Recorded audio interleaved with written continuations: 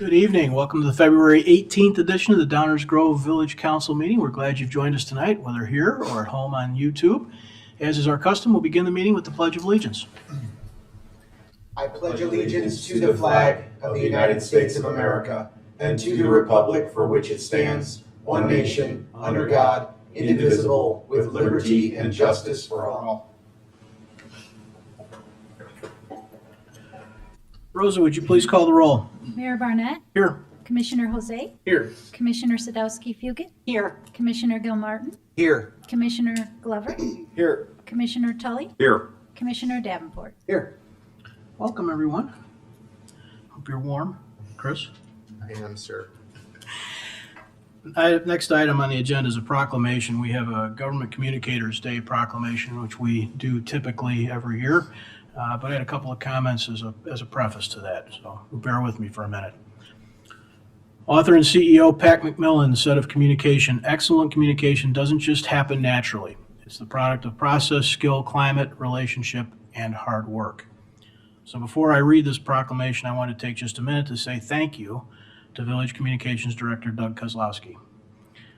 When you get an automated call and hear the voice of Downers Grove, that's Doug, literally. Every newsletter, Facebook, Twitter, Nextdoor post in the village comes from Doug's team. From village history about brick streets and streetlights and drainage pipes and natural areas and rain barrels to these very new facilities, every YouTube video helping educate and inform our village comes through Doug's office. From annual reports that add transparency and accountability to how-to information, we work hard at communicating with residents. Want to know how to apply for a permit, the rules on overnight parking, where to get social service help? The documents and videos that helps residents get the access to services they need every day and in times of crisis come from your village communications team led by Doug. If you're watching tonight or plan to watch this meeting later, you can thank our communications team. During my tenure on this dais, Doug Kozlowski and his team have been a constant that we count on to do the hard work to make us better as a community by helping connect residents with their government. So if you see Doug around, say thank you, because he's a key part of our village team. So with that, it's my pleasure to make the following proclamation. Whereas the role of government communications profession is to inform, educate, and engage their communities, increasing awareness and understanding around topics that affect the health, safety, and well-being of the community. Whereas the Government Communicators Day provides an opportunity to acknowledge the hard work and dedication of community experts, public information officers, communication directors, social media managers, videographers, photographers, graphic designers, event planners, and marketing specialists who inform, educate, and engage our community. Whereas robust communication in government adds to transparency, builds trust and community pride, and inspires residents to take action and be involved. Whereas government communication creates relationships and calls to action, builds awareness and understanding through storytelling, engages and fosters engagement on civic issues, and uses all channels to include people in critical decisions. Whereas essential to have strong communications government because it is a fundamental element of living in a democracy, where citizens have trust in their government and the freedom to make their voices heard. Whereas residents, businesses, and guests alike depend on government communicators' critical role in time of crisis, emergency, and controversy, which can provide vital information and instill confidence in uncertain times. Whereas the Village of Downers Grove is proud of and has deep gratitude and recognition for our government communicators' professionalism, dedication, hard work, commitment, enthusiasm, and sacrifice.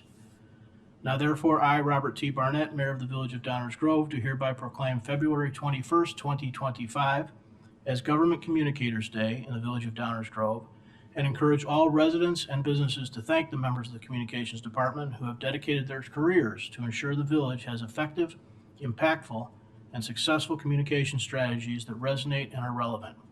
And I encourage all residents and businesses to engage with and avail themselves of the communication efforts of the Village of Downers Grove. Dated this 18th day of February 2025, Downers Grove, Illinois. Want to come get this, Doug? Sir.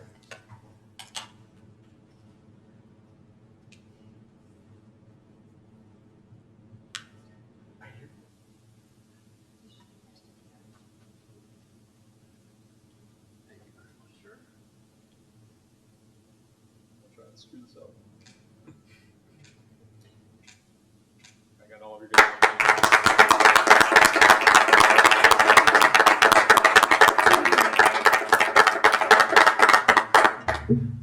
Mayor and Council, this is Doug from the Village. Thank you very much for the kind words this evening and the recognition. We certainly do appreciate it. And that team that the mayor has mentioned, who just walked out, but come on back in just for a quick moment. Thank you.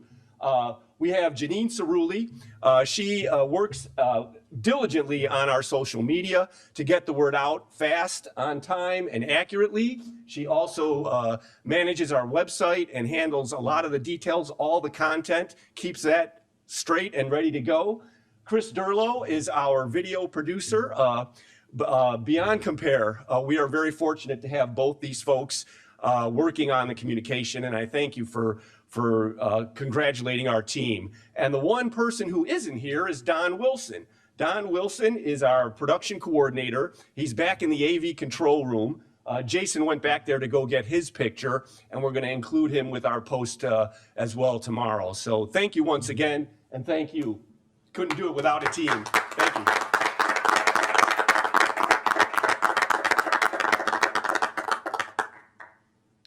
Item 4, minutes of previous council meetings. Is there a motion? Mayor, I move that the council adopt the February 11, 2025 minutes as presented. Second.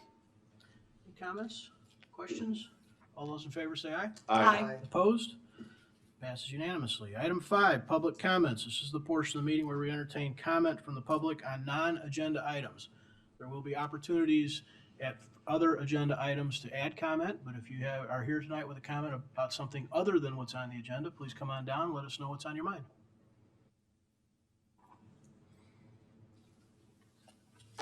Good evening. I'm Debbie Anderson Phillips, and I'm here representing EQDG, or Equality Downers Grove. And we are very excited to announce our third annual One Book, One Town community-wide read. This year we have chosen This Is How It Always Is by Lori Frankel. It's a heartfelt, thought-provoking novel about family, identity, and unconditional love. Our goal is to encourage productive dialogue around empathy and inclusion, and to discover the commonalities that unite us all as a caring community. This Is How It Always Is reminds us that families come in all forms, and that understanding can only grow through compassion and the willingness to learn about others who may be different from ourselves. So pick up your copy at the Downers Grove Public Library or Anderson's Bookshop and join us for a week of discussion groups and celebratory events the week of March 5th through the 13th. These events include 2 events with the Downers Grove Public Library, an in-person discussion, and we are very excited that the author Lori Frankel will be joining us for a virtual book discussion and Q&A. The Morton Arboretum will be hosting a Saturday morning come together, sip coffee, munch pastries with other people who have loved ones in the LGBTQ+ community. The First United Methodist Church will be hosting an event called From Awareness to Action, Issues Around Gender Affirming Care, led by Dr. Jessica Lipinski, who will share factual information around aspects of gender affirming care and components of treatment. And Anderson's Bookshop will be hosting The Power of Storytelling. This is for any parent who would like to learn creative ways around storytelling that can help their child cope with any kind of emotional, stressful situation. And we'll end the week with our literary party with a grand raffle and lots of music and dancing and prizes. So please, we'd like you to realize that all of the events require registration, and we look forward to seeing you at any and all of the events. I have flyers for all of you. I should give them to you. Yes. Thank you very much. Other subjects down on tonight's agenda.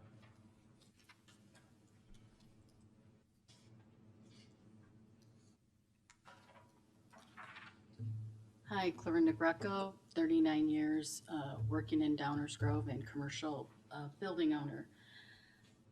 2 weeks ago, I brought up the fact that we still haven't heard from the consultant about the surveys that they did. when the council did not get enough information from the business owners, and the employees of Downers Grove were going to reach out to the businesses to get some more clarity on what their stance was. I was told that I would be given that information 2 weeks ago. I haven't, so I guess I have to FOIA that. Also, last week, I brought up the issue that the restaurants do not pay, and they don't pay. They are only paying for a service that we are providing to set up and take down their outdoor dining.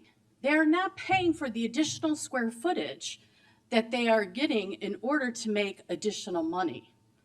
Why is the taxpayers of Downers Grove having to pay, and the restaurants are not paying for any additional square footage that they're having outside their business? I don't understand this. They're making more money because they're able to seat more people. They should have some money in the game. If you're not going to make them pay for these constructions to do these additional, take away these parking spots, where last week we talked about taking away 17, and by the end of the meeting, we're like, let's do 2 more of these outdoor dining spots. How many more parking spots is that going to take away? In the Entourage building, which was the Capri building, 2 years ago, they listed a parking spot inside that building for $25,000 to anyone that wanted to buy that parking spot on Zillow. You had to pay property tax, which was almost $300. You had to pay $61 or $62 a month HOA for 1 parking spot. And now these restaurants not only are going to get this beautiful thing that we're going to do, covered and lights and all the bells and whistles, but they're also going to be able to use the sidewalk. Now, I don't understand this. Why are we footing this bill? Why are taxpayers of Downers Grove who live in Downers Grove South footing this bill? I don't get this. I don't understand. Majority of you are all business owners. If you had more square footage in your building, you'd have to pay more money. You have to pay the HOA on your building. That's part of the maintenance of it. You'd have to pay part of the property tax of it. Come on, I don't understand. They're making more money. You want to say, oh, well, we're going to get the tax benefit on the food and liquor. Let me tell you something. That percentage tax benefit, you do the math, there's a big market. They're making a lot of money. And we're footing this bill. And eventually, you're going to say, we don't have a parking issue. But look at every other town that did it. When I brought Michigan up, it wasn't because of the bike path.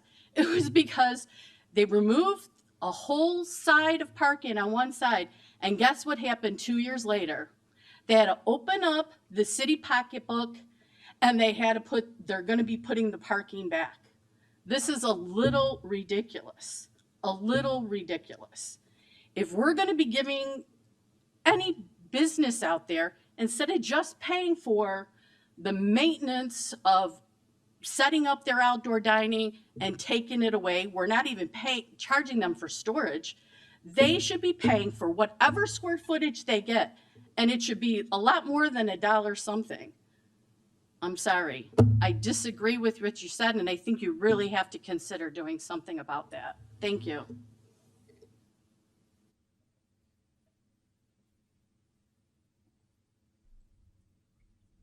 Others, subjects not on tonight's agenda. Okay, we will continue with the consent agenda. Is there a motion? Mayor, I move that the council adopt the consent agenda as presented. Second. All those in favor say aye. Aye. Opposed? That passes unanimously. Item 7 is our active agenda. This is the portion of the meeting where we take up items that we plan to take action on tonight. These are items that have been discussed at least one time prior, sometimes multiple times. With that, is there a motion concerning a right-of-way? Mayor, I move that the council adopt an ordinance vacating a portion of an unimproved public right-of-way adjacent to and between 5241 Lyman Avenue and 831 Maple Avenue as presented. Second. Are there any audience comments or questions on this one?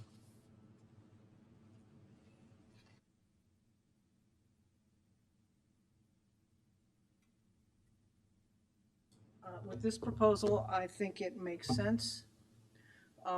If I understand it correctly, the alleyway will be vacated half to each adjacent property owner.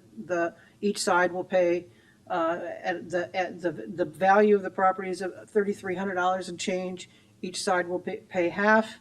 One half of one of the property owners is the Park District taxing body, and they will get a pass on that as a taxing body with about the same footprint as Downers Grove, so it's pretty much a wash to the taxpayers.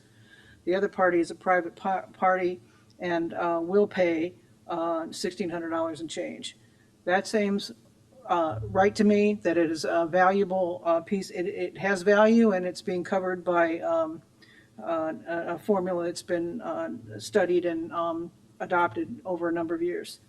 My comments relate to the conversations that were going on last week when this came up, and there was some talk of eliminating all payments for vacated alleys. And I hope you will not do that. I hope you will have conversations and more discussion before jumping into that kind of a change, because it is not appropriate to be giving away, or as Ms. Greco said, undervaluing the village assets. And the users of those assets should be charged a fair market value. Thank you. But this one, okay. Others on this agenda item? Council comments or questions? Greg, go ahead. Thank you, Mayor. I just wanted to thank my colleagues for indulging me in the conversation last week. Just trying to get a conversation started, and I hope that you might decide to pick it up in long-range planning in May or June. Thank you, Mayor. Thank you. Others?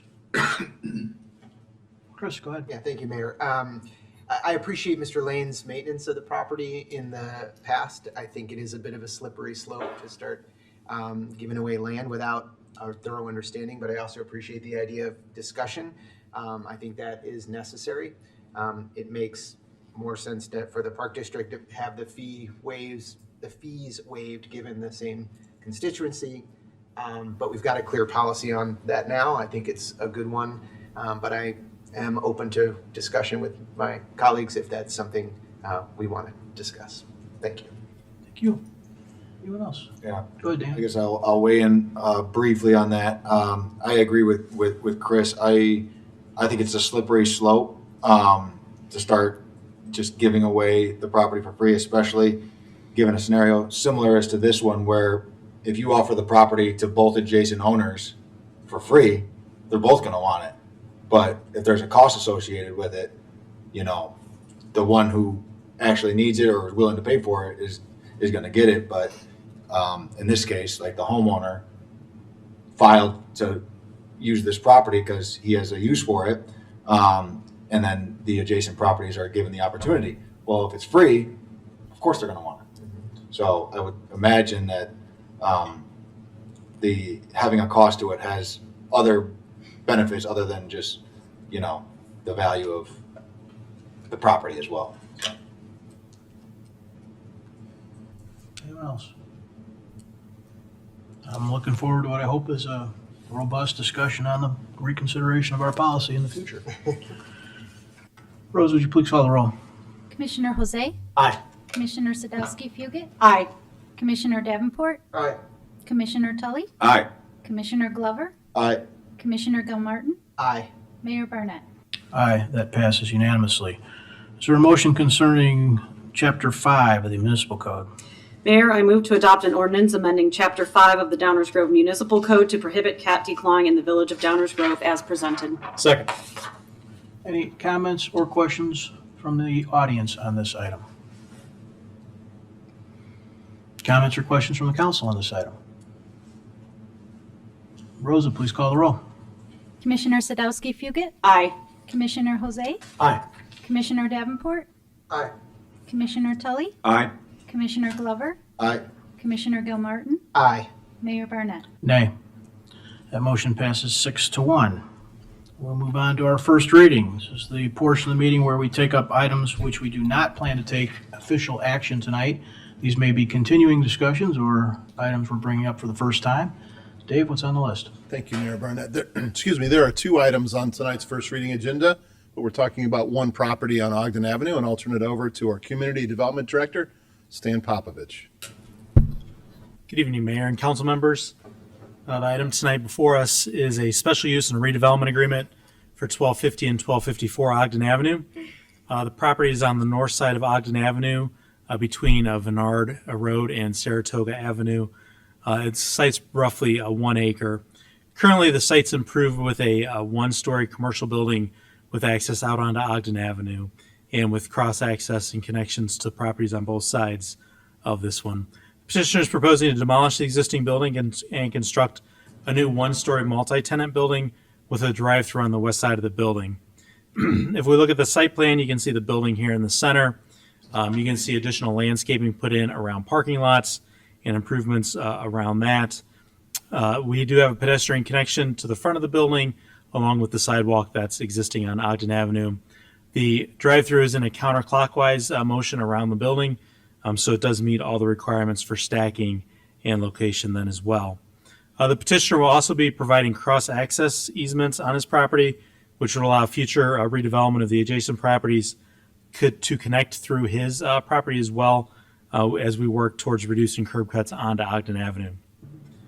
With regard to the comprehensive plan, it is designated corridor commercial, talks about neighborhood and regional services and goods, improved landscaping. We have the pedestrian connection and then the cross-access connections as well.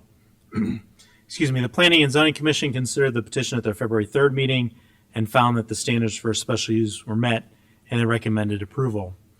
With regard to the redevelopment agreement, you can see on the left the 1250 Ogden LLC obligations, which are to purchase the property, demolish the building, construct this 9,600 square feet building, 2 restaurant leases, open and operate the restaurants, and then the schedule here as well, submit proof of paid invoices. Village obligations are to review and approve the restaurant tenants, and then upon completion, review the paid invoices and reimburse TIF eligible expenses up to $1.2 million or 50% of the total development cost, whichever is less. Vic Mehta, the petitioner, is here tonight, and I'm going to invite him up to say a few words. Thank you, Mayor. Thank you, Stan. Welcome, Vic. Hello. Good evening. For those of you that I don't know, my name is Vic Mehta, and I'm the founder of Investia Capital. We're a real estate investment firm based here in Downers Grove. I'm also a proud 12-year resident of the village. I'm excited to be here in front of all of you to share our proposed development plans for 1250 Ogden. As you may know, in 2023, we successfully completed the redevelopment of 933 Ogden Avenue, which most people refer to as the McAllister's building now. So since then, quite a bit's changed in the world of commercial development, especially in the retail sector. The high costs of construction are making it cost prohibitive for the majority of projects to pencil out. I'm sure everyone in the community would agree that a lack of new businesses coming into the village is a negative impact for all of us. However, with the village's support, I'm confident we'll be able to bring another beautiful building to the Ogden Avenue corridor and provide our neighbors with more options for shopping and dining within the village. As a resident, it's important for me to be part of a positive change on the Ogden Avenue corridor building, considering I drive by it 6 times a day. And I want to have a building that our family can be proud of as well. I'm excited at the opportunities this project will bring, not only in terms of great nationally recognized tenants, but also jobs for students and others in the area. I'd also like to take this opportunity to thank the village's staff, especially Jason and Stan, for helping guide me through this process once again and ensuring this project gets off on the right foot. And also special thanks to Brian Gay with the Downers Grove EDC for all the efforts and their continuing efforts to bring new business to Village of Downers Grove. So with that, I thank you very much. Thank you. Any audience comments or questions on this item?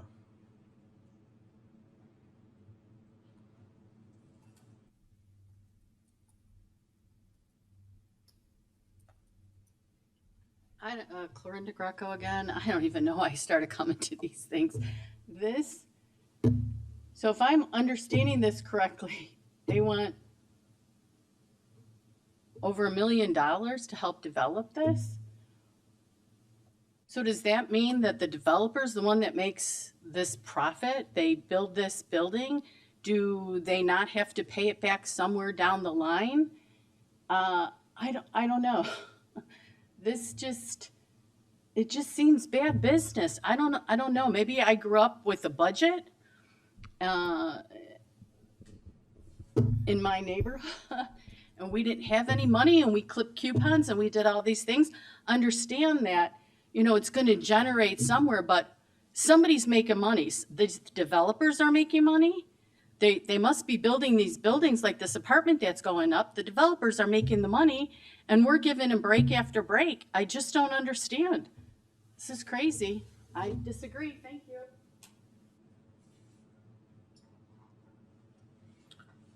Other comments or questions from the audience? Comments, questions from the council? Craig? Thank you, Mayor. I wonder if staff could give us a rundown of what TIF eligible expenses are. So well, maybe I'll start with just a background on our Ogden TIF and the Please. TIF closeout strategy. So Ogden TIF has been in place for just over 20 years. It's an economic development tool that allows us to invest incremental property taxes as property values go up back into the district and spur redevelopment. It allows us to spend money on TIF eligible expenses, including land acquisition, demolition, site improvements, et cetera. The whole idea here is prior to the TIF district, development activity on Ogden Avenue had slowed and not kept pace with the rest of the village. And you can see from our video that we produced a couple months ago that the results prior to the TIF were not good. Since the TIF district, we've had significant investment, both public and private, that have resulted in not only in improvement in the aesthetics of Ogden Avenue, but improvements in safety and operations with reductions in curb cuts, construction of sidewalks, et cetera. But it's also driven increases in our sales tax and food and beverage tax. As part of this Ogden Avenue TIF closeout plan, the TIF was set to expire at the end of last year, but we extended it to allow us to invest the then ending fund balance of about $7 million into projects that would generate sales tax and food and beverage tax. So we've been focusing primarily on buildings just like this and auto dealership expansions. So we've also done similar deals with Perillo, which is bringing another car dealership to that location, Rolls-Royce, with the Andy Strozen Custer and with this property here. So it's part of a closeout deal that is supposed to improve the aesthetics, functionality, and bottom line sales tax revenue for our village. Thank you, Dave. That's just to underline that the TIF is designed to do exactly this, which is bring more businesses, more opportunities to the village of Downers Grove. It has been a tremendous success. And as Dave mentioned, we have actually extended the life of it so that we could spend down the balance and bring more economic development into our village. This is the definition of a win-win, and I think I'm excited about it, and I hope everybody else is too. Thank you, Mayor. Thanks, Craig. Mike? I'm excited about it as well. Also, another plus to all this is, of course, the improved development brings about improved property value, which then generates additional property tax revenue for not just the village, but all the entities that are collecting property taxes on those properties. Most importantly, I think, are significantly our schools. So, and this is something that has ongoing effect for years and years. So, once again, definition of a win-win, I think. Thank you. What else? Chris, go ahead. Yeah, just a couple of questions. Did we have was there TIF dollars provided for the McAllister's development as well? No. Okay. And then the second question is, what are the types of review and approval that we do as a village on restaurants? That was part of our obligation. It said to review and approve the restaurant. What does that mean? Yeah, we're looking there for restaurants that would generate sales tax and food and beverage tax commensurate with our expectations and our model. So making sure that these are the type of restaurants, just like McAllister's and the Buffalo Wild Wings that Mr. Meta brought in as last thing, to make sure it meets our expectations of economic returns to the village. Okay, great. Okay, thanks. Yeah, good. Thank you. Martin? Thank you, Mayor. Some of my colleagues have already addressed this, but for those that are more recent students of the Village Council, it's important to understand this is a 20-year program that was designed specifically to generate funds that would attract new development to Ogden Avenue and improve it, and it's been working wonderfully. So this isn't a checkbook that we just run around handing out money to people willy-nilly. This is an actual program that was designed specifically to create dollars to reinvest in Ogden Avenue through redevelopment agreements and incentive agreements that would attract developments that frankly otherwise wouldn't happen. And we don't have enough time tonight to go through all the ones up and down Ogden Avenue that wouldn't be here today, but for the Ogden Avenue tax increment financing. And if anybody wants to go to sleep, we can talk about how tax increment financing works and EAVs and all kinds of things like that to explain that this money was generated specifically for this type of purpose. So this is exactly the type of use that it was designed for and is entirely appropriate for it. And for other more lengthy students of the Village Council, this is one of those examples where we can insist upon first floor retail because it's one of the projects that we're providing an incentive agreement for. So therefore we have controls like Commissioner Gilmartin just mentioned that we don't have over other private development. But things like reducing curb cuts on Ogden Avenue, aesthetic improvements, generating new sales tax, that not only benefits and property tax, increased equalized assessed valuation that not only benefits the village, but as Commissioner Davenport said, benefits the schools, the Park District left, but I was going to say them too. So this is exactly what this program is designed to do, and I'm just glad that we're still able to do these types of things with this program for the period of time that we've done it. So as long as we're talking, so that's the redevelopment agreement. I think that makes perfect sense, and it meets the criteria, and it's entirely consistent with what we've been doing for 20 years now. The special use. So the only reason why this needs a special use, of course, is because of the drive-through. Of course, we always have to look at the well-weathered Section 2812050H of our village code, which governs approval criteria for special uses. And I'll summarize the criteria, but is this in substantial compliance with Village Council policies and plans? Yes, yes, and yes. That includes the comprehensive plan, absolutely. What used to be known as even the Ogden Avenue Master Plan many, many years ago. Downtown design guidelines don't apply here. And this is a proposed use that is expressly authorized as a special use in this district. In fact, there's numerous examples of it up and down the corridor. That is necessary and desirable to provide a service or facility that's in the interest of the public and will continue to the general welfare of the neighborhood or the community. Again, as part of the long-standing comprehensive plan and Ogden Avenue redevelopments that have occurred in the past, this is entirely consistent with that. And I see no indication that this proposed use in this particular case would be detrimental to the health, safety, or general welfare of persons working, residing in the vicinity, or otherwise be injurious to property values. Quite the contrary, we've already established it will enhance property values. So to me, this checks all the boxes, and really appreciate the continued investment in our community. Thank you. Anyone else? Yeah, I don't want to repeat what everybody said, so I just want to echo that we appreciate the continued investment, and this absolutely fulfills everything of the requirements for both the special use and the use of TIF funding. So thank you again. Dave, I remember a EAV analysis of downtown not that long ago. Do we have a similar one for Ogden Avenue? We do. We do track that information and report it out every year at the Joint Review Board, so we can get that information to everybody. Send us the most current on that, please. Will do. Any other council questions or comments? Mayor, Chris, sure. if you're gonna send the current, can you send the trend? Are you able Absolutely. I to- believe yeah. that's in the report, but Okay, yes, I you just can wanna make see sure the we're not looking at one significant number. increase in the EAV over the life Okay. of the TIF district. Thank you. And to just not try and put everybody to sleep, but significant increase in EAV means the properties in question are paying a bigger portion of the amount of money the village taxes than they were in the past. That's the important thing to note here. All right, thank you for that. That ends our first reading tonight, Mayor. Thank you. Attorney's report.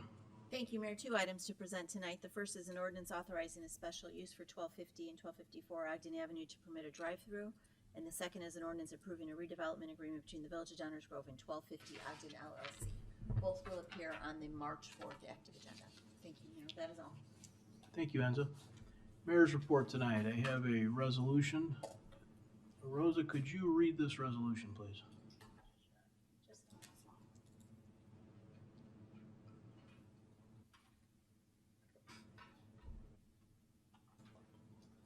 That's not the resolution. You want her to read the entire resolution? Yes, please. Oh, all right. Well, then that's all right. That's all right. I'll read it. There's a resolution that. Mayor, we do have it. Hold on. There's a resolution that I've asked to be considered by the village council tonight under the mayor's report. And I'll read it, guys. Wait, we have it. We have it, Mayor.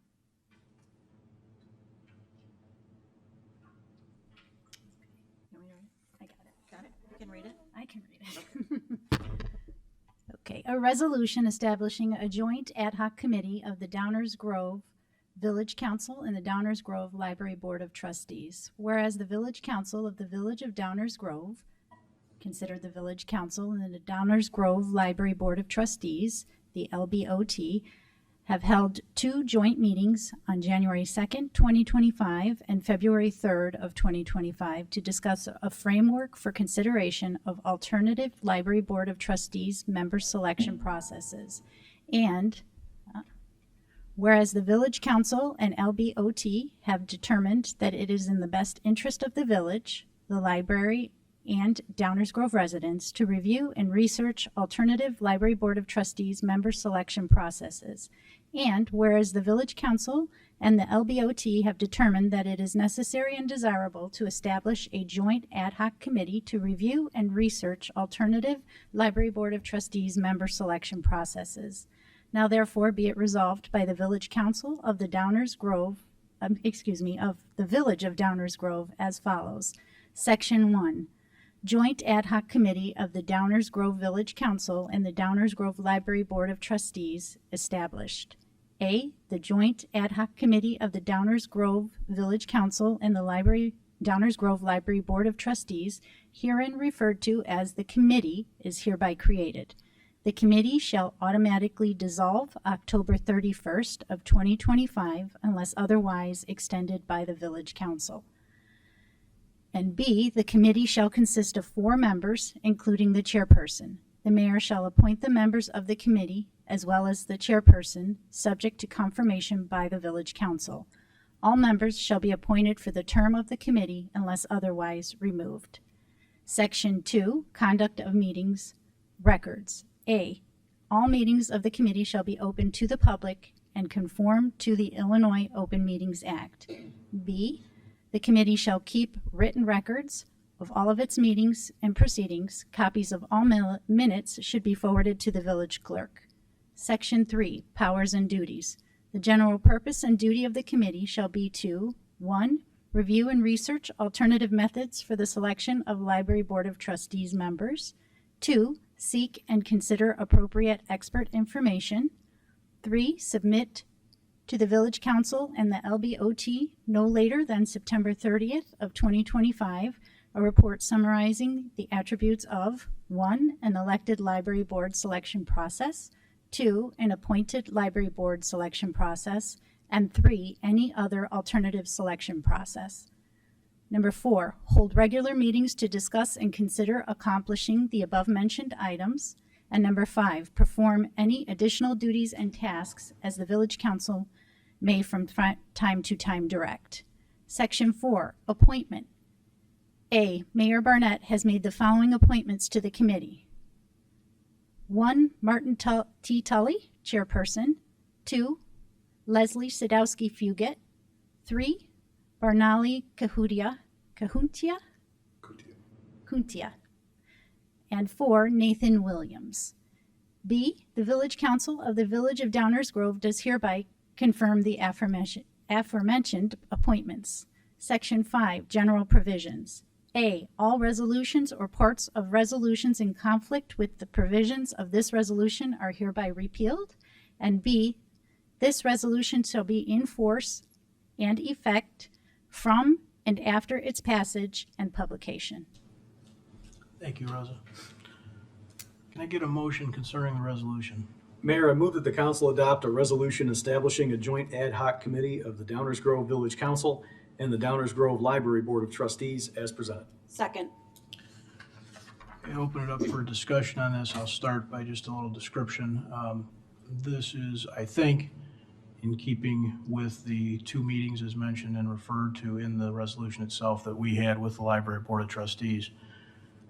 As to the, in terms of scope, as to the people serving on this committee, the two members of the Library Board of Trustees came from the Library Board of Trustees, some conversations I had with their president, Matt Topic.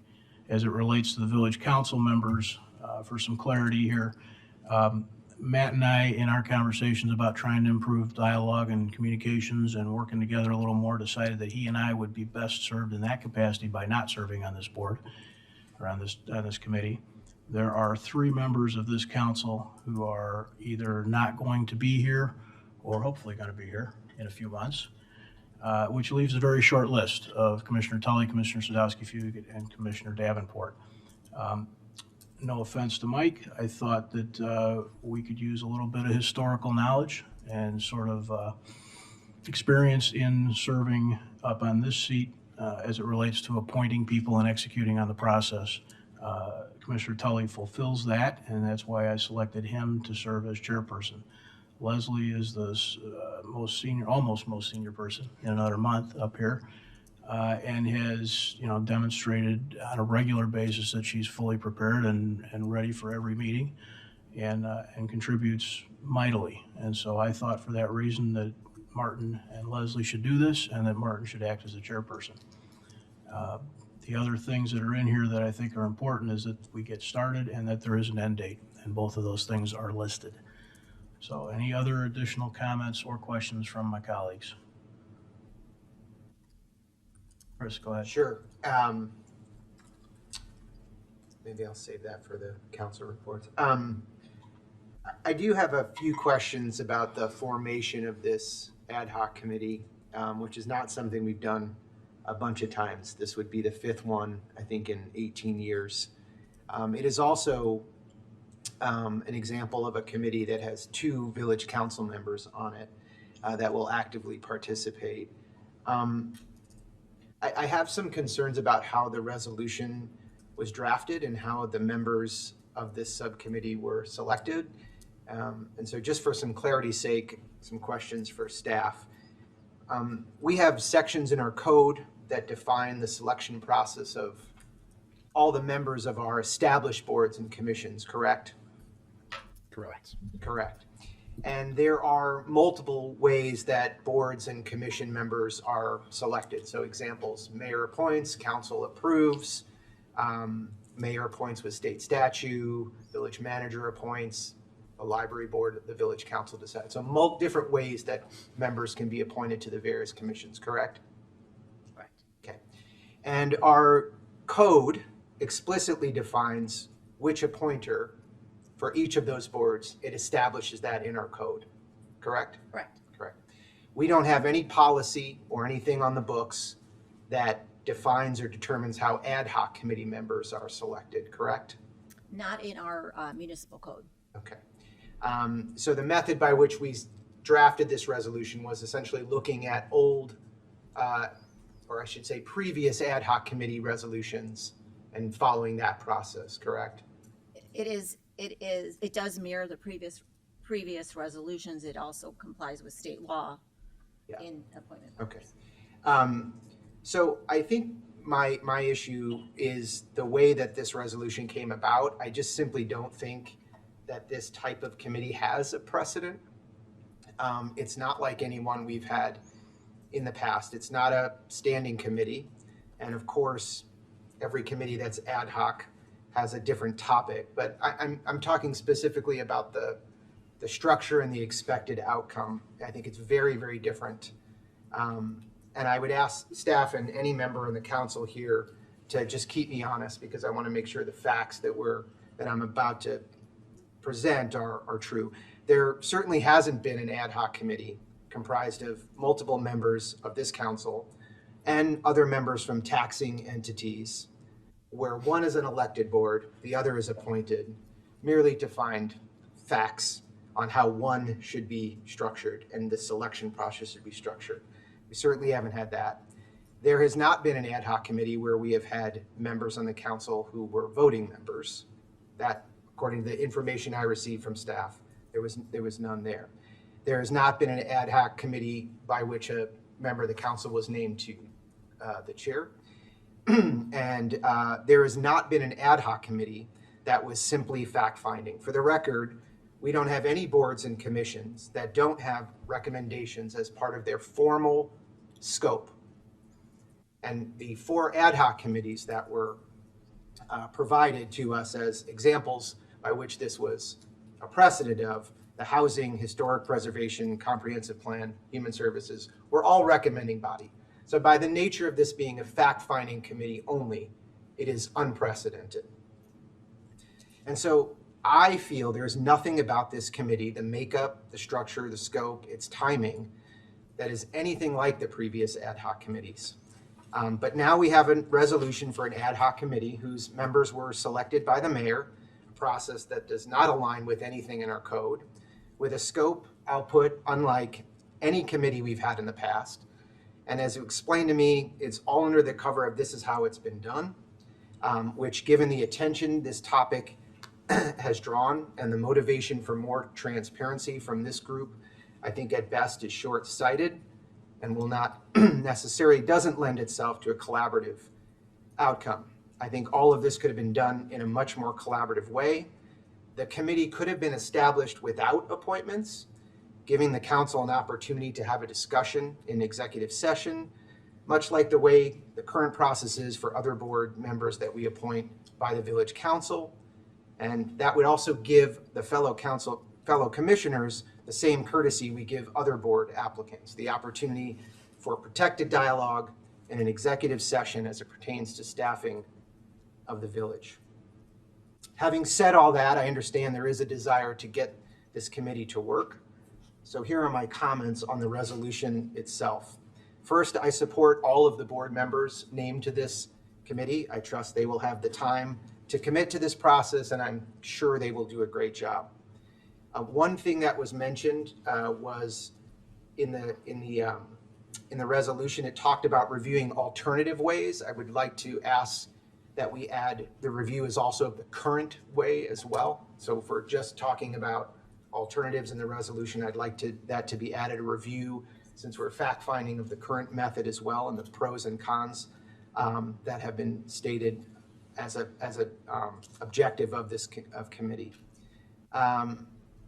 I also think it's appropriate that I'm not part of this board. I take your thoughts on that to heart, Mayor. I think it's the right thing. I would serve if I was asked, but I certainly understand that the best option is to include members who are guaranteed to be on the council for at least 2 more years. I also believe a budget should be established, maybe a not to exceed number. Given the short time frame and expected costs, I believe the committee should be able to act quickly on getting expert advice and the resources they need. And I think the village should pay for it since this was all born out of our requests. I might suggest $10,000. And lastly, I also believe Leslie should be the chairperson. It's no offense to Commissioner Tully, but Leslie has more tenure. I think the example, if the mayor and Mayor Pro Tem were absent from a meeting, Leslie would be our chair. I'm confident that overseeing a 4-person fact-finding group is well within Leslie's capabilities. And I would certainly be curious if my other commissioner, my colleagues here share my position. Thank you. Any others? Comments, questions? Martin? Thank you, Mayor. And thank you for pulling this together. I appreciate everything you're saying, Commissioner, and no offense taken for sure. I'm the same boat as you. I'm willing to serve because I've been asked to. And just to step back in terms of the structure of the ad hoc, it's hard to talk about precedent when it comes to ad hoc because the definition of ad hoc is for a particular purpose without wider application. And every time that we've formed an ad hoc, while we may have looked to templates and examples to try to guide how we're going to craft something, it's largely been, what are we trying to accomplish? And so the fact that it may be a Venn diagram where it's kind of like standing committees and it's kind of like subcommittees and it's kind of like past ad hocs doesn't trouble me, because I think what we're really trying to do is facilitate an investigation and provide some information back to the village council on a timely basis. So I'm not troubled with the structure, because I don't see this by the very nature, which is why I've insisted on calling it ad hoc, because that's what I see it as something that's being done for a particular purpose. And that purpose is as the council defines it. So ultimately, we can discuss these things, which we have over a few meetings, but it's what the council directs, and that's frankly been whatever committee we've ever done in the past. It's kind of been what the council directs. So I hear your points, and I'm not saying they're right or wrong. I'm just expressing my view is I don't see it as rigid and as formulaic perhaps, but more of a let's do what makes sense to move this forward and meet the timetable, meet the expectation of the public, sort of get to it is what I'm saying. And while certainly we could talk about this further, and perhaps in other instances we could, I wouldn't have any problem with that. But back to my point, I think there's an expectation we kind of get to it. We have a timetable, so let's get started. I think that's probably the most important thing, is for the members of the ad hoc joint committee to start to facilitate the process. And I agree with you. I think I'm completely confident that Commissioner Sadowski Fugit and myself, along with Trustee Kuntia and Williams, will get right to it and facilitate it and work very collaboratively. And some of the technicalities of who calls for a vote or not is less important to me than just getting to it and meeting the public's expectation and timely coming back with information to this council that it can act on if it chooses to do so. So I mean, I view this as, I'm sure Commissioner Sadowski, if you could probably say ways, we view this as a very informal type of, but let's get to it and let's get the work done. And I think it's a good group. The other thing I want to point out is clearly everybody within the sound of my voice is going to have the ability to weigh in and express an opinion on this. So to some extent, it matters, but it doesn't matter, because ultimately this is a collaborative discussion with the entire community. The council is going to weigh in, the rest of the library board of trustees will weigh in, the community will weigh in, and that's really what it ought to be, is a collaborative process. So I'm more about, let's create the mechanism to go forward. I think this makes sense. Are there other flavors of ice cream? Absolutely. Could I say that Rocky Roads is better than mint chocolate chip? Sure. But I kind of want to get everybody to start having some ice cream. So I hear your points. I'm just probably not as troubled as you are, because I think we could do this in a number of different ways, and ultimately it's what the council thinks makes sense, and then let's proceed. Likewise, we could have conversations about who does what and what role and who's on, who's off. I think the rationale that's been given for who's on it makes sense. I think you've actually agreed to that. Who chairs it is not as important, but to me, it's just sort of the mayor's prerogative, and it is what it is. But more importantly, I think let's roll up our sleeves and get some work done. Anyone else? Leslie, go ahead. Yeah, I do agree that I don't think the ad hoc is necessarily formulaic. Just given all of the discussions and the public comments we've had around library board appointments, I do wish we would have taken one meeting to discuss it, just for the sake of transparency for the public. I think we probably could have fit it in last week and then potentially voted on it today. That was kind of what I was hoping for. And was a little bit surprised that we didn't see it last week, but that would have been what I preferred, again, given transparency. But as the mayor knows, I'm not interested in holding this process up at all, and I agree. I think all four of us will be able to get some good work done, and so excited to move forward with it. In terms of looking at our current process, I think that is under section 3, number 3, part 2. Yeah, it looks at the appointed library part. And then in terms of the budget, I'd be interested in discussing if we feel like that needs to be a part of the resolution or not. But I don't necessarily think that needs to be a part of the resolution itself. May I interrupt you? But yeah, but I don't. I don't think that necessarily belongs in this piece of it. So. Apologies. I agree with you, because one thing I forgot to say, and I think we're both going to agree on this immediately, which is why I'm doing this, is that there's this provision here about how the ad hoc can ask for other Right. things in the Yes. council. The Yep. council can tell the Yep. ad hoc That do was the things. piece that I was- So I think yep. that's one of the first things we may discuss. That's So, correct. Sorry to interrupt, Commissioner, but Yep. you and I are on the same page. Yeah, I finished. that's it. All right. Thank you, Mayor. Thank you for pointing that piece of the resolution out. The only other thing on that piece that I point out is that depending on what the expenditure level is, it could come in under the manager's authority. Right. So there are certain things that don't need to come back to council. Yeah. So I think the ability to be nimble is there when it's necessary. I don't want to repeat anything that Martin and Leslie have already said. I guess the only thing I would potentially take a little issue with was the idea that the process doesn't align with our code, because there's nothing in the code that controls it. This is something we've done in the past, and there's nothing in the code that prohibits it. So I think it does align with the processes that we've used in the past. When it comes to naming the folks on the committee, I mean, this is the opportunity to talk about it. We're doing it right now. And there's, the motion's on the floor. I mean, there are things that can be done with it, but, I'm fully in favor of it as written. I have no doubt that Leslie could serve very ably, and ably is not the right word, could serve exceptionally as chair, just as well as Martin can. So what is important to me is that we have diversity among the folks on the committee, both between the library and the village council. And I think they're going to do a bang-up job. So I'm looking forward to see what they say. Thank you, Mayor. Mike? I just echo, I think this is the right group of people to be taking care of this. Probably, once again, probably matters not too much as to who is chair ultimately. I'm viewing this as well as, we've got 4 people sitting together, working through some things, right? So it's not quite as formal a proceeding as this. Village manager's authority on spending, 50 grand? Correct.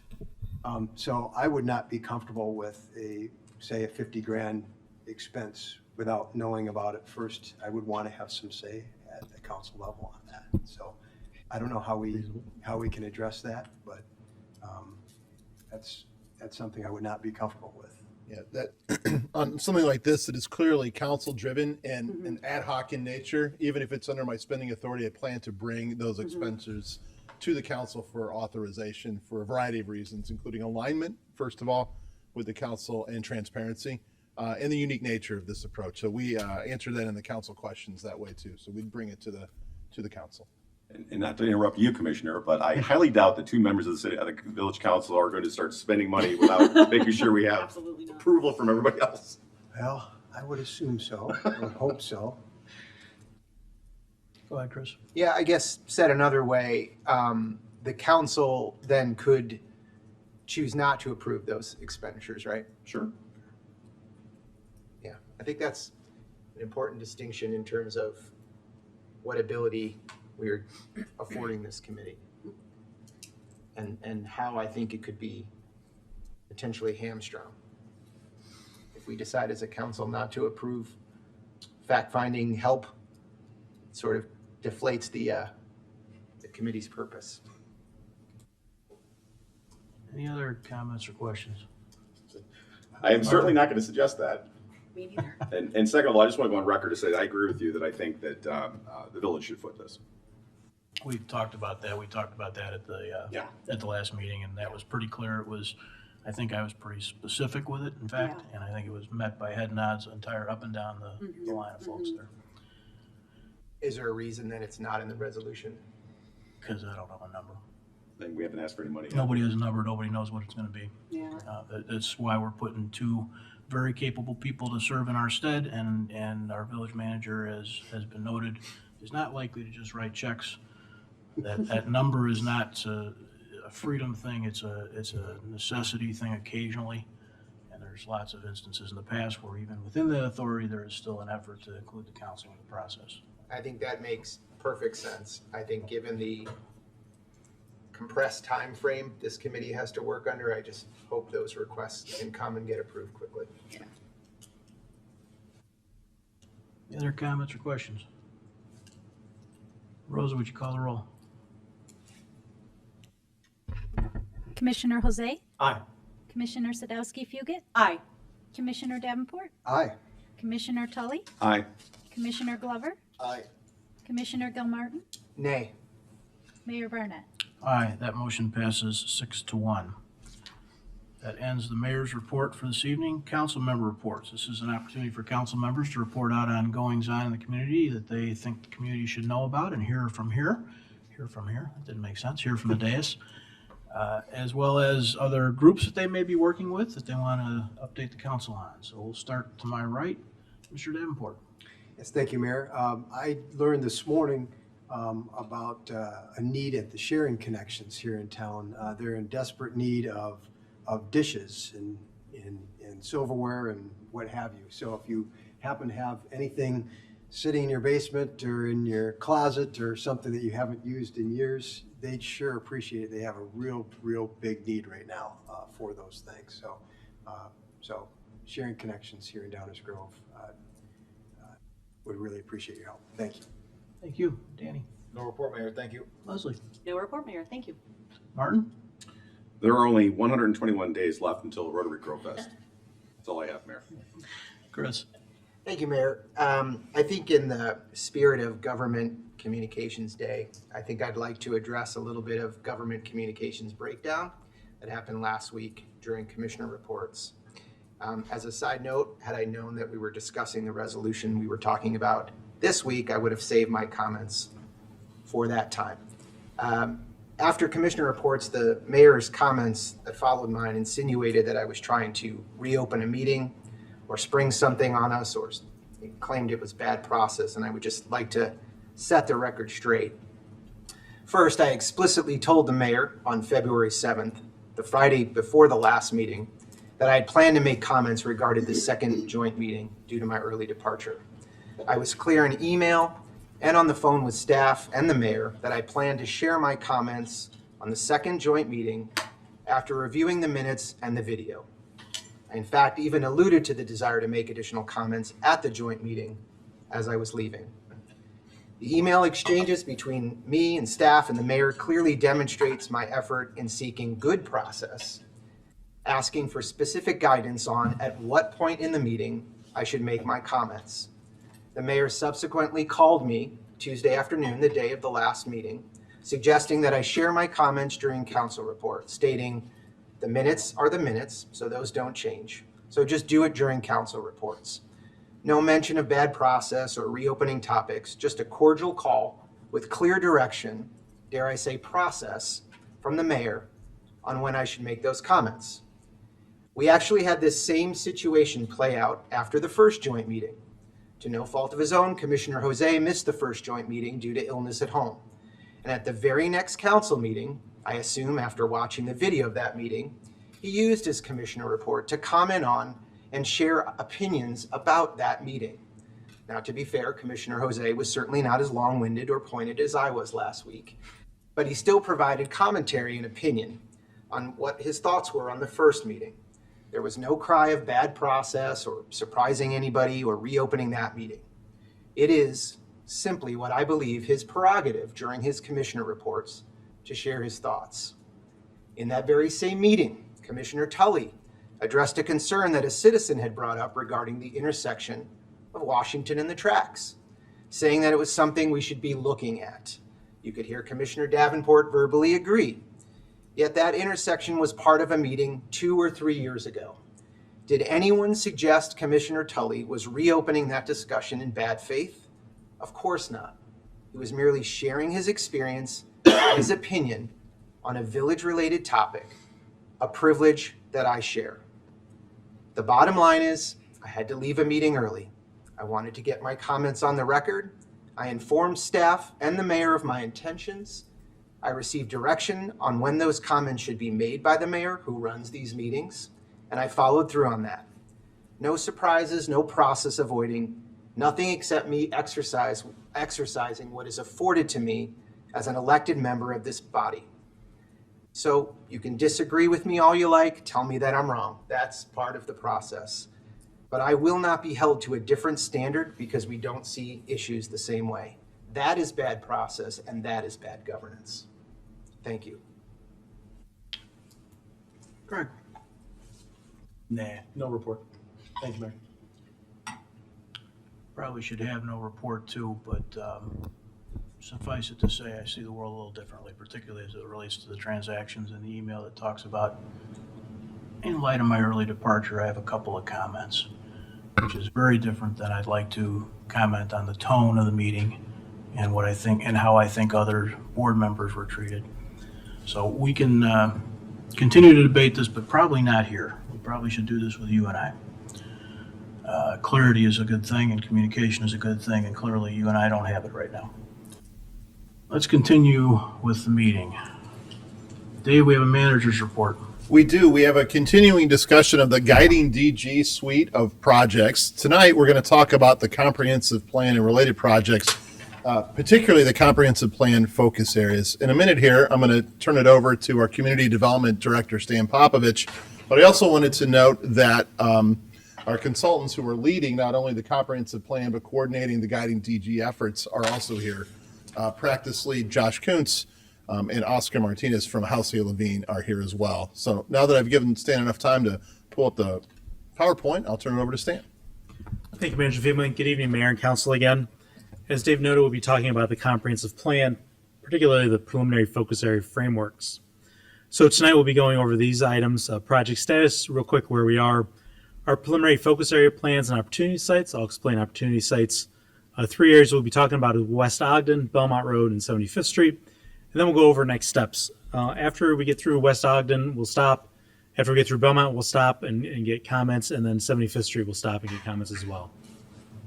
So where are we and how does this fit? So here we are. We're in February now. You can see we've been on this journey for a while. What you can see here is a check-in on our preliminary focus areas. You can also see that this project is moving along for summer adoption. This does comply with our intro when we started this about substantially advancing this project. We are on track to get the active transportation plan, the streetscapes, and sustainability plan adopted in April, which would then allow time for Halcyon Levine to integrate all this stuff into the comp plan that needs to go into the comp plan as well. So this is the comprehensive plan structure and where we're at right now. Tonight we're going to be talking about the Fairview focus areas, and the framework plans. I tell I've got a lot going on in the office. I apologize about that slip up. That'll be coming to you shortly. But tonight we'll be talking about our new 3 focus areas for the new comprehensive plan.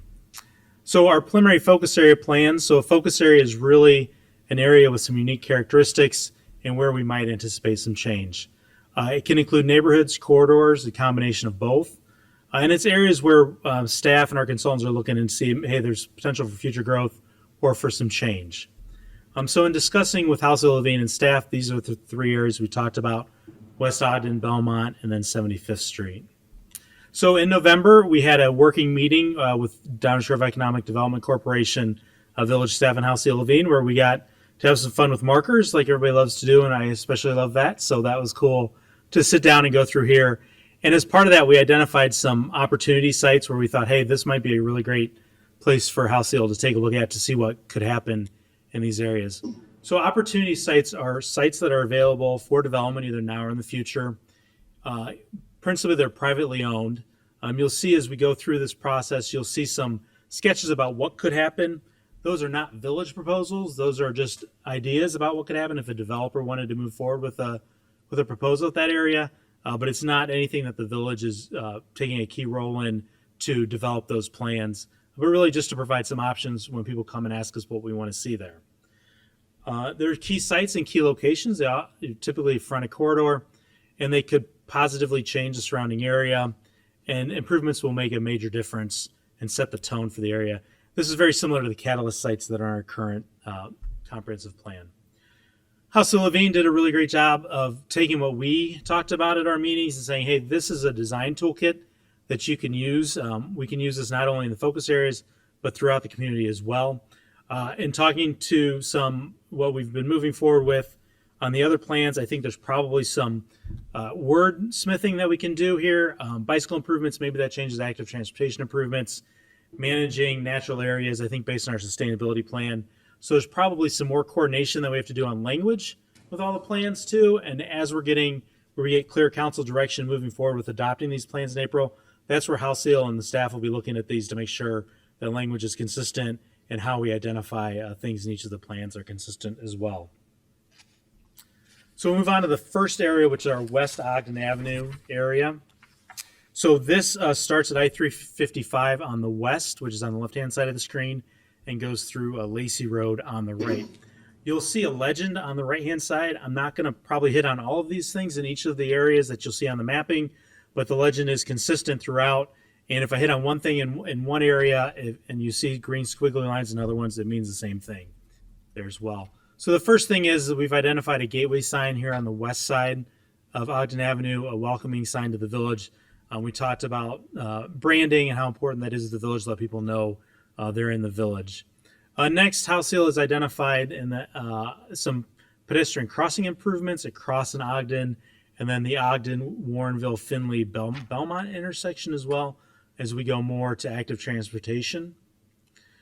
They've also identified some redevelopment opportunities on some commercial sites. You'll see on the next slide, we talk about a little bit about potentially expanding that so there's a little bit more depth, and potentially also looking at right-of-way vacations to facilitate some redevelopment in those areas as well to create some larger parcels. Here are the green squiggly lines that I spoke about. These are buffering and screening. It's very important that we screen our commercial properties from the neighboring residential areas. And then when you see this green hatch, those are managing natural areas here as well that we want to take a look at. Next, it's important that we integrate our active transportation plan. So you can see the red arrow there is the line that council talked about. I think that was last week that we did active transportation. And then we're also recommending a sidewalk on Warrenville Road and Cross to sort of finish off that block. So we'll make sure that is integrated into the active transportation plan as well. Next, in talking with the consultants, and we've also identified 4 opportunity sites here. One on the west side, closer to Authority Drive in Ogden there on the south side. One between Cross and Finley, between Warrenville and Ogden. In the northeast corner of Finley and Ogden, and then over at Lacey and Ogden. So talking a little bit about the commercial lot expansion, there's graphics in the document that talk about, hey, if we vacate a 60-foot right-of-way, that's a perfect module for public parking or parking for those developments there as well. We've seen that done in other parts of the village and done successfully to provide better opportunities for redevelopment. And then again, talking about potential lot depth, you could create deeper lots, which also helps development as well. And then the Ogden Avenue streetscape improvements. And you see the existing streetscape, a lot of it is, we do have some parking lots with some landscaping, but we do have some parking lots that go right up to the curb. So through private investment or through infrastructure improvements with IDOT, there's a possibility to really improve the experience on Ogden Avenue. So this gives an idea of what it could become, if we were to implement all of the recommendations. So moving back to the opportunity sites, this is where we get into some of the more details here. Again, this is, what these things could look like, what uses could go there if a private developer were to pursue a development at this location. Again, this is not village-owned land or village input on these. Village, we would have input, obviously, but not driving these redevelopments in that area. And at this time, we don't have any proposals for any of these development sites either, so it's not like we're reacting to a development proposal either. So we're going to start off at the Ogden Avenue and Authority Drive. The map, the north is to the left here. I-355 is at the bottom of the screen here. So this is a site that is potential for a mixed-use development approach. It's near the hotel that's not visible here in the picture and the planned Walnut Park Athletic Center. So we're looking at potentially commercial along Ogden, multifamily adjacent to the park, landscaping and screening, and then providing that connection to the park through this area as well. And then some cross-access with neighboring commercial properties. Our next opportunity site is Ogden Avenue and Warrenville Road. This is an opportunity for a new car dealership or medical office building. This would require the consolidation of parcels, building closer to Ogden, access from both Ogden and Warrenville, and looking to reduce curb cuts and providing additional green space there.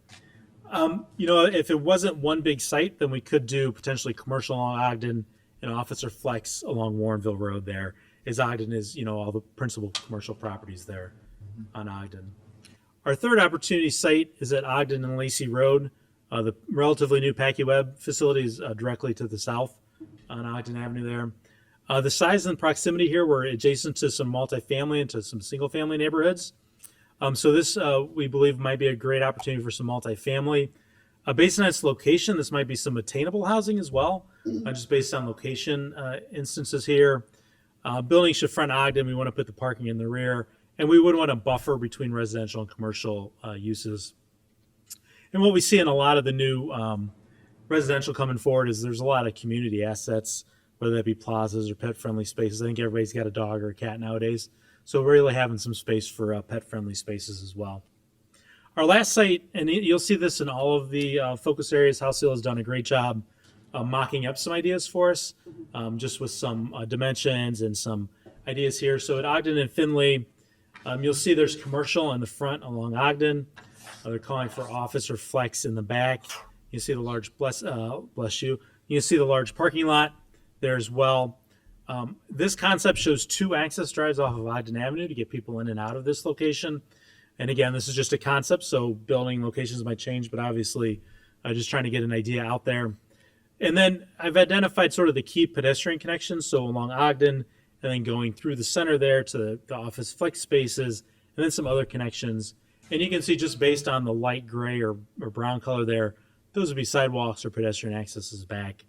The other thing is if we lay the active transportation plan on here, you can see how that connects to this site too, which is really exciting to see, like, hey, if we were to put something there, we might get more people walking past or biking past or taking a scooter past or whatnot there. So that concludes the Ogden Avenue focus area. I'm happy to turn it back over to the mayor and answer any questions. And like Dave mentioned earlier, we got Josh and Oscar here to answer any questions as well. Thank you, Mayor. Thanks, Dan. Anybody want to kick this off? Leslie, go ahead. I don't have any questions, but I did have just some comments. First, I really like the idea at Ogden and Finley, and I really appreciate the fact that we, added in the connections from the active transportation plan. So that was great. Love this.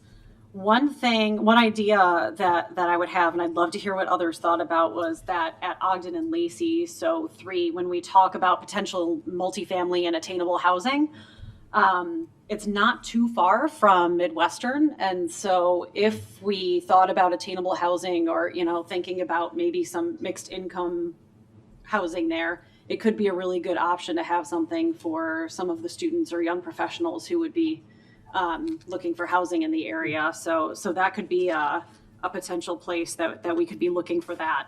And then if it is mixed use, that would be a really great resource for some of the folks who are up there.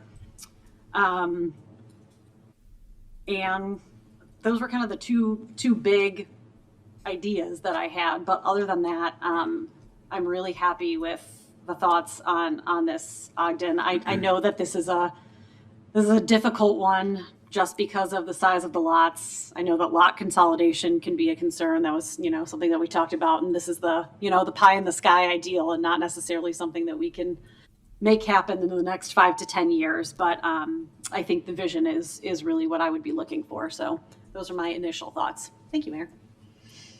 I want to pull that thread on that parcel you were talking about at Lacey. Were you envisioning like a partnership with Midwestern as a goal, or how were you thinking anything along those lines? I was either open to just making it something that was, more affordable than our $3,000 a month apartments that we have right now, or, it could be potentially a partnership, but I'd be, open to any of that, but it could be a good option. I was just kind of trying to map it out to see how far, and it really is only about like a 5-6 minute drive. So it seems like it could be a good option in that area. Yeah, it could be. I was trying to think of we've seen enough people come before us with residential opportunities, and somehow, some way that would have to get facilitated. Mm-hmm. Yeah. Otherwise, it wouldn't end up the way we're thinking. Exactly. Yeah. Others, Martin?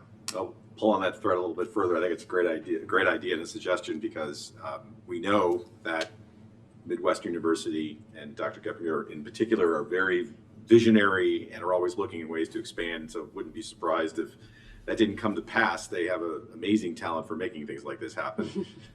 Plus, I know Danny's probably familiar with this too, but there's a lot of demand for student housing for Midwestern. There's always people looking for rental opportunities in proximity to Midwestern. So I think it's a terrific idea. And while we're not saying it's going to happen, we certainly could plant some seeds. Yes, exactly. Which is a great transition to the next point. I know, Stan, you said it, and you said it again, and then you said it a third time, but I'm going to say it a fourth time. Even though we've been sitting here, there's probably already pictures of some of these things already on Facebook saying, look what they're doing now. It's probably already on Nextdoor. This is what's happening. The village is condemning this property. No. I think it is worth underscoring that this is something that we do and have done for many, many years, which is where do we identify that there's, and I'm going to keep stealing your what's possible phrase, Commissioner, but I'm at least giving you credit for it. Thank you. It's a step above Davenport. Well, you know, I inspire to improve daily. Mike's catching strays over here. But it's a process that we've done in many places, which is, okay, here conceptually is something that if someone were interested in privately pursuing this project, we would be interested in facilitating that. But it does not mean that we're buying anything. It doesn't mean that we're condemning anything. It doesn't mean that any projects are currently in the pipeline. It's because business likes structure. And if someone coming into our community has an interest in doing something like what Commissioner Stanowski, if you get mentioned, or any of the other things that we'll see over the next half hour, 45 minutes, it's nice to know, oh, this is what they already have in mind. So we can now design some things that kind of look like what they have in mind, and guess what? It's probably going to be well received, as opposed to putting something in there that we then look at and say, but that doesn't mean it can't change, and somebody could come in with even a better idea, or something completely different. So that none of this is fixed in stone. It's visionary, it's conceptual, and it's primarily designed to incentivize innovation and thought and doing new things that can solve multiple problems. So I love these exercises, but it is absolutely necessary to say 50 times to Sunday that nobody's condemning anything. There aren't any projects. No one's buying anything. It's visionary in its form, but it has a benefit of helping people to think about what's possible, and sometimes that what's possible actually becomes reality. So I'll just stop there, because my comment on all this is I think it's great. I love when we do this, and keep doing it. Thank you. Mike, go ahead. Yeah.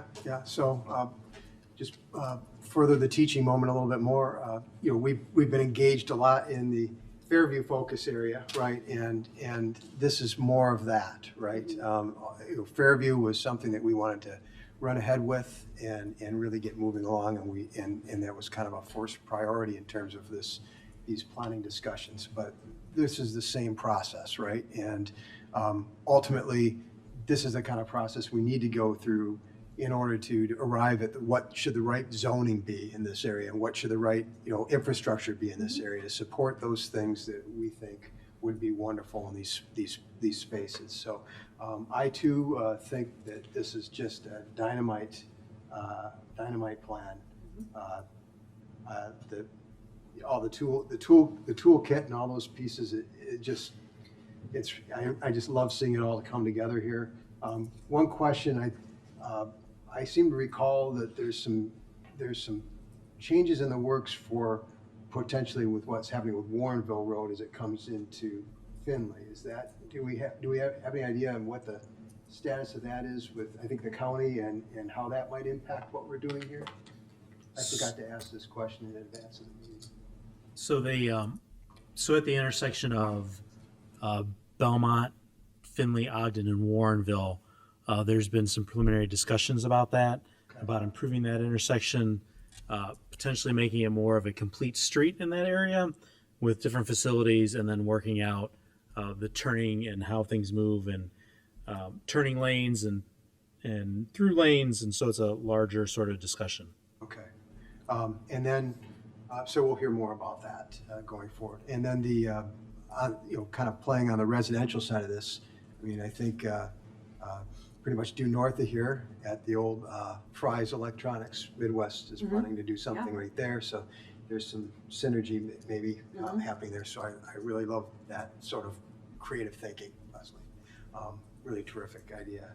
So maybe that's something we can play with a little bit, have some conversations. I too had a comment regarding residential, and this, even though it's not in this this focus area, just to the south of all of this, when we go down Drendel Cross Street, there's an area there that came into the village from unincorporated about 10 years ago or thereabouts.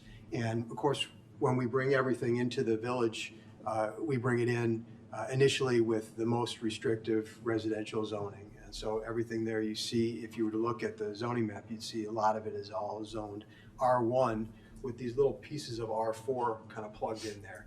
And as you drive through the area, it's still, even though we've made some improvements with sidewalks and infrastructure, water service and such, it still has this feel of being this unincorporated area, not really part of town. It doesn't have it just doesn't have that cohesive look to it. You don't really know that you're in Downers Grove there. And I think it's that area, and we'll talk about this further down the line when we start talking about land use. But I'm looking at that area as potentially being a great spot to allow for some row houses, attached houses, that sort of thing.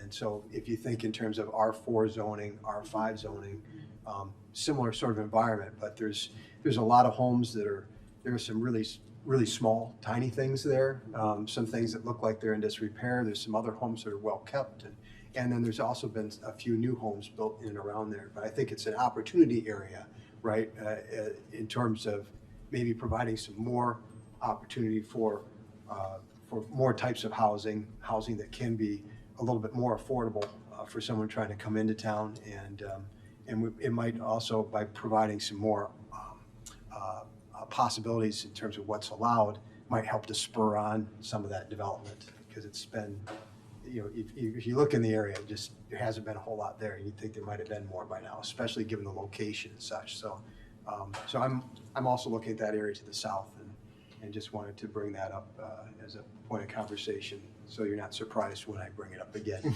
down the road. So that's all. Thank you. Greg. Thank you, Mayor. I too love the concept of thinking outside the box here. It's the second time around or third time around on this for me, and it's always fun. Love the idea that you threw out there on, I think it was Catalyst Site 3. With regard to number 4, there at Ogden and Findlay, it's been a car dealership for so long. A couple of different ones. It was Packy Webb, and then they moved, and I'm wondering if there are particular attributes of this site that led to this sort of reimagination here as opposed to elsewhere in the corridor, because it's sort of right there in the middle of Auto Row, right? Right there on Ogden. Yeah, so a lot of thought went into this. It started with a recognition that when Packy Webb Ford was there and they had expansion needs and opportunities, the site would not accommodate that. Now, it's a very successful used car dealership right now, so that is working there. That being said, there still are some issues that make this maybe more likely to redevelop like this in the future. Some of the access issues on Findlay Road are challenging with the median that's in there, some grade changes. That existing development actually is located partially in the Findlay Road right-of-way. So any redevelopment would cause that area to shrink, and the visibility of vehicles would also be a challenge there without a complete redevelopment. Similar access issues on Ogden Avenue. The existing curb cut is located pretty close to the major intersection, which can make it challenging to get in and out. And I think long-term, large-scale car dealerships are looking for better ease of access, both on Ogden and Findlay. And then that opened up a whole bunch of different ideas about what this site could be and what's possible on this site. And it really lent itself to a mix of uses here because of those grade changes, because of the depth of the site and what the market is saying to us now and will likely be there in the future. So this was done with great input from the folks at Halcyon. The owner of the property is aware of some of these things and actually brought these issues to our attention several months ago. And we engaged in a pretty detailed conversation with the Economic Development Corporation Executive Board. And a lot of these ideas came through that organization as well. Thank you. I think it's helpful to, when you, especially looking at a site that's been one thing for so long, and obviously car dealerships are prominent on that end of Ogden Avenue. I think it's important to put out there that this wasn't just sort of, well, maybe something else might fit there. There was an awful lot of thought that went into it, so I appreciate the background. Thank you. Chris? Yeah, just agree with all the comments that have been made in terms of the vision here. I think a lot of it aligns with the kinds of things that I would like to see. I think, interestingly enough, Mike, you brought up the Fairview focus area, which came from our 2017 plan. Actually, it was a focus area there. So I think that's a great example of how these visioning documents can actually be executed into that. So I too, on this site 4, I'm hopeful that something like this can get done, and I would hope we will do whatever we can to help make that happen. I do see this site as one of the challenging sites as well, but perhaps there are opportunities there that others see in this site that we don't. And so I think, generally speaking, I'm pleased with this Ogden visioning and work. And as Martin said, this is just our thoughts of what might be great here. We're not kicking anybody out. So, but it does lend itself to easier approval from us, or at least easier us welcoming these types of things. And hopefully it sends the right signals. Thank you, Mayor. Thank you. Anyone else? This looks a lot like the stuff that's in our comp plan, and we always go back to that. And so I'm wondering, I had just a couple of comments on page 6 where we talk about recommendations. It's sort of the more generic area, not site-specific. There are a couple of comments there, in particular in the second column, about shared parking, consolidation of lots. And I'm wondering if we would do well to, since this is a visionary thing, it's sort of what we start looking at when somebody comes to us with an idea. If we should include something in there about intentionally improving, increasing, expanding green space. It's one of the real downfalls on Ogden. And I think if we had a blank slate of paper, we'd do a lot of things different. And so just some wording in there so that people knew as they got this document that that was something that we felt was important. I see a lot of council members' heads nodding on that. That actually came up on some of the preparational calls as well. I think we have some great language that Halcyon already drafted from the previous comprehensive plan that can be dropped right in here. It talked about how you get both better redevelopment sites, better lot depth, and also some green space that's consistent with our Ogden Avenue master plan, which envisioned this about 25 years ago. So we'll look to put that information in there. I don't see anybody on the council objecting to that. So The other thing, I'm going to bring this up again at another one of our areas, but despite the visionary aspect, despite that nobody's getting thrown out and we're not building anything tomorrow, we include pictures as ideas, and that makes people think. And it's a good thing. But on page 13, specifically talking about this area, I guess one of the things that comes to my mind is we hear fairly regularly, almost anywhere somebody proposes a development, that there's challenges with height. And so I think to things like the Easton up behind Home Depot, for instance, and some of the things we've seen in our neighboring communities where they've taken a space like this and made it some of the things we're contemplating, or at least thinking might be appropriate, that some tip of the hat to height, probably a terrible way of putting it, but density is going to matter in these redevelopment things. Yeah. And I don't want to fool anybody or lay out expectations that are way off the mark. So just some kind of commentary there. can we build on that idea a little bit? Some of the redevelopment in the region that's been successful, I think Yorktown Mall has been of a height 5 or 6 stories ish 70 feet-ish, which is consistent with zoning areas and planning areas in the heart of our downtown. Is that sort of the vision there, Mayor, that you're talking about? Yeah, I think it is.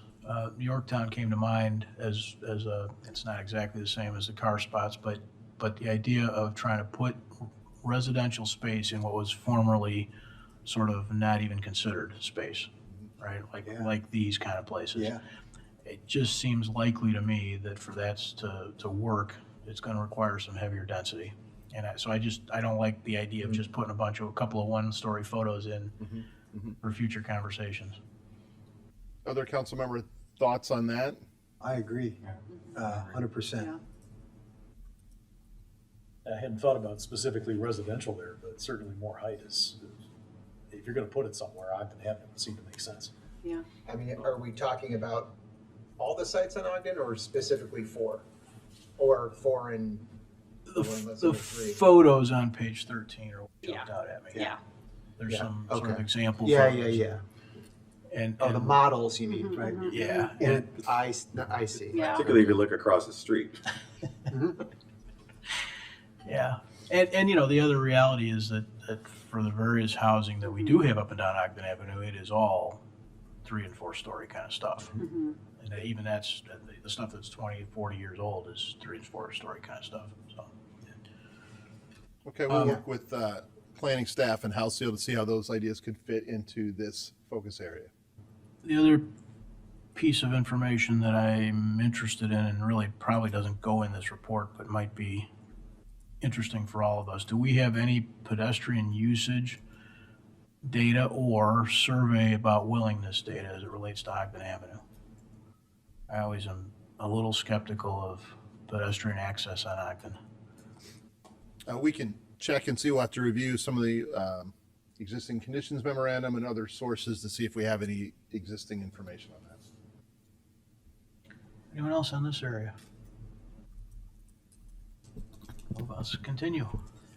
Thank you, Mayor. Thanks for that great commentary. Appreciate it all. So we move on to Belmont Road here. This area is from Hadow on the north down to Maple Avenue and on Belmont Road here. You see again, gateway signage here identified, not only identifying edges of the village and welcoming folks to the village, but also identifying, key areas. So these could be some welcoming signs to the Belmont area, welcoming signs to the Ellsworth Business Park as well. Additionally, we've identified some pedestrian crossing improvements on Belmont, some opportunities there.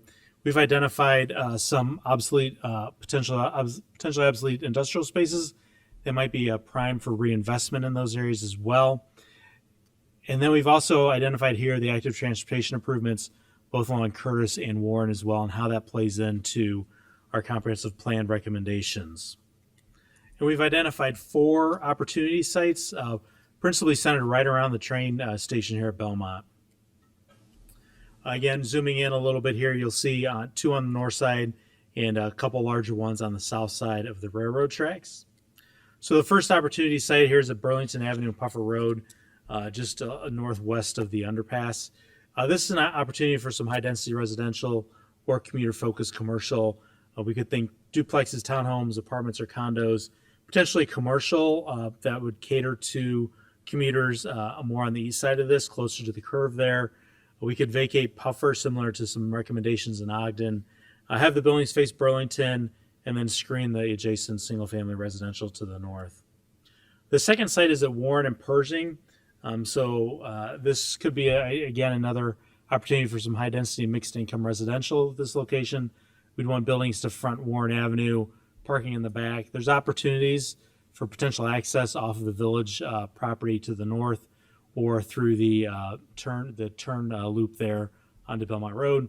And again, looking for fencing and landscape buffering to the adjacent single family. The third site is Belmont Hitchcock, and it runs down to Curtis Street as well. So this could really turn into a transit-oriented development with mixed-use opportunities and commercial. We could see 2 to 3 story buildings. We're talking about height here, trying not to go too overpowering to the adjacent single-family residential neighborhoods, but we could see above-ground multifamily, active ground floor uses, So think coffee shop, cafe, maybe a gym or something in there, something to get people where this could serve the neighborhoods, the industrial, the business park employees, and then also commuters there as well, with multifamily above. We'd have site access off of Hitchcock and Curtis, and then again, considering landscaped and fencing buffers there as well. This is another opportunity for commercial expansion potentially on lot depth if that were to happen as well. The one site that was developed by House Hill for a 3D model here was Opportunity Site 4 at Belmont Road and Curtis Street. You can see the road tracks on the north.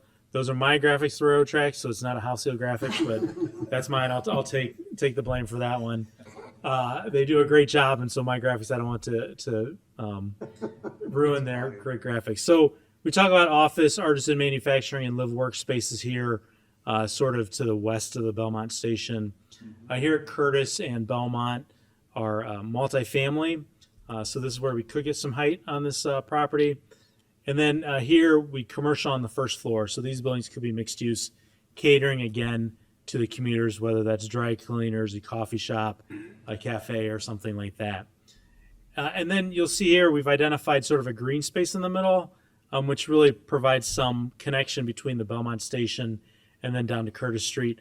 Might be a nice amenity for those folks working in the area and for those folks living in this area potentially as well. And then there's other little minor green spaces around some of the buildings as well. This concept identifies two entrance points off of Belmont and one off of Chase Avenue there in Curtis Street. Again, we have a lot of pedestrian connections here, a lot of pedestrian mobility that's available here. And then if we tie that into the active transportation plan, you can see on Curtis and Warren, hence why I drew the railroad tracks for Warren Avenue and the active transportation plan connections. So again, really, connecting this site to the active transportation, other parts of the village, into the regional networks as well. And that is all for the Belmont Road site. Thank you, Mayor. Thanks, Dan. Anyone want to start? Barton. Thank you, Mayor. So it's been about 13 years since the Belmont Underpass opened, and we all expected that was going to ignite redevelopment in this focus area along this corridor, and it hasn't happened. One thing I'd be interested in, I should have asked this earlier, is I know we did some planning or had some visions about what might happen back then, and I think that'd be great for comparison, but big question I have, and we don't have to get into a lot of detail tonight if we don't have to, but why haven't we seen the change over there that was expected? Because the minute you put an underpass in, it radically changes an area. And yet we just haven't. So in other words, I don't have any problem with what we're envisioning here, but I'm shocked we haven't seen it already. And that kind of begs the question in my mind of why. And I have some guesses, but I think it would be helpful to know that, because to me, part of it is to vision, and then part of it is to facilitate. So we can have all the vision in the world and put it hanging on the wall and it looks pretty, but facilitating and encouraging movement in that direction would be great too. So I think you get my point. Thank you. Mike? I can't help, I gotta respond. So, the why is because we didn't do this, and for instance, I look at the multifamily idea there. Does the current zoning even allow for that to happen? So I believe this is zoned either office research and manufacturing or light manufacturing. Right. So we would have to take a look at Right, so it's opportunities. But no one's come and asked for any rezoning changes.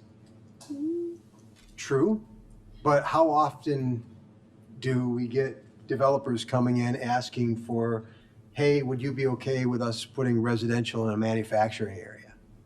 I think that our zoning, Should I start counting?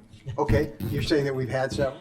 Okay, well, I stand corrected then. But I would suggest though that by sending a message to people about what we think is something that we would like to see happen there, we're more likely to get people coming forward, proposing things that fit. 100%, 100%, completely agree. So that's Completely. why- Well, my point was, I just want to make sure that Yeah. there aren't other obstacles that, maybe if that's Okay, it, then that's- fine, great. So I didn't get that point, that you were concerned that there might be other obstacles. So I don't have any problem with this, I hear this is you. fantastic. I hear you. I like to seen this 10 years ago. Maybe just a little bit of staff's perspective on this. So there's been immediate benefits of the underpass in terms of mobility through and around our community, including some public safety benefits with response times. And so that was immediate. But right after the Belmont underpass went in, what we did see is redevelopment and reinvestment that's consistent with the current zoning. So things like the redevelopment of the Rexnord site, the redevelopment of the former Magnetrol site, and the Alter buildings and all the McNeil investment that has gone in there, consistent with the current zoning. We also recently have significant investment with the Lytle Auditorium, just on the northeast side of the track. So it has been happening. And to the council's point, it has been consistent with the existing zoning. And so I think the importance here is twofold. One is paint the vision of what could be possible, what we might be looking for transformative redevelopment. And then later on in a couple of months when Halcyon presents strategies to facilitate these things, that could lead to discussions of how the village could do exactly that. Facilitate beyond the vision, get some interest going, give them redevelopment tools, support, et cetera. So we have seen some change that's been consistent with the zoning, and yet we have not seen transformative change in changes in land use like you might expect, and this document will help. I would think that, multifamily in this spot would just get gobbled up like nothing. It'd be gone instantly. The access to the train station, with Belmont Road, with the underpass there, being able to get over to 355 up to 58 so easily. This is just something that's,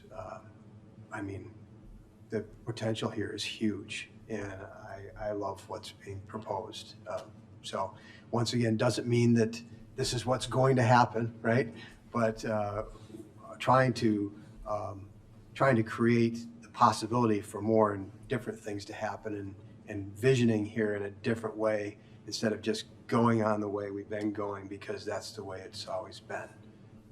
So this is great. Leslie? I will say I actually did talk to somebody that I met through someone else who was interested in a property around there but was concerned because of the zoning. So I think for some folks it could be somewhat of a barrier. I love the idea of potentially retrofitting some of those industrial structures. I think it does lend itself to that area.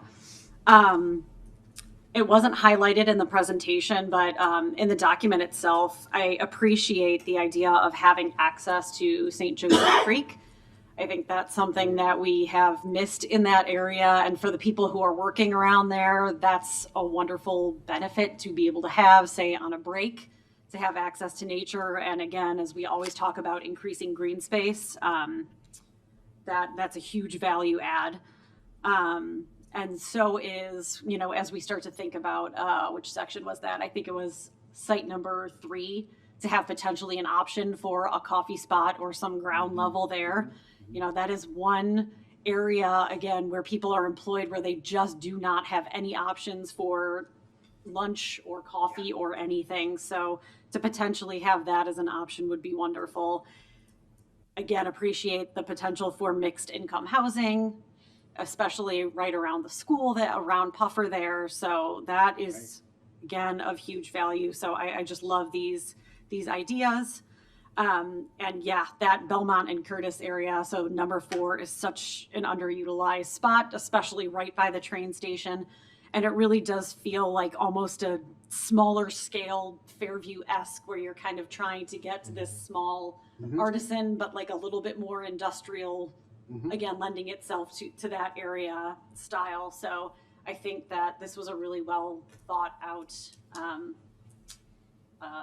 opportunity sites for the Belmont area. So those were my thoughts on this one. Thank you. Thank you. Anyone else? Chris, go ahead. Yeah, I think you nailed it, Leslie. I think I agree with all those things, and interesting to hear the conversation about the zoning. I think that is obviously something to think of. And I just want to say this is a visioning document, and I want to make sure that the Burlington Northern train line knows we are not removing the ties from their train tracks, despite Stan's graphics. Wow. We intend to maintain all railroad ties on the tracks. Strays all over the place. they're going in the Safety wrong first, direction Dan, anyway. safety first. Thank you for that clarification. I was trying to find a appropriate graphic, and this is what I was able to come up with this afternoon. Better, So, Stan. yeah. Do better. Thank you, Commissioner.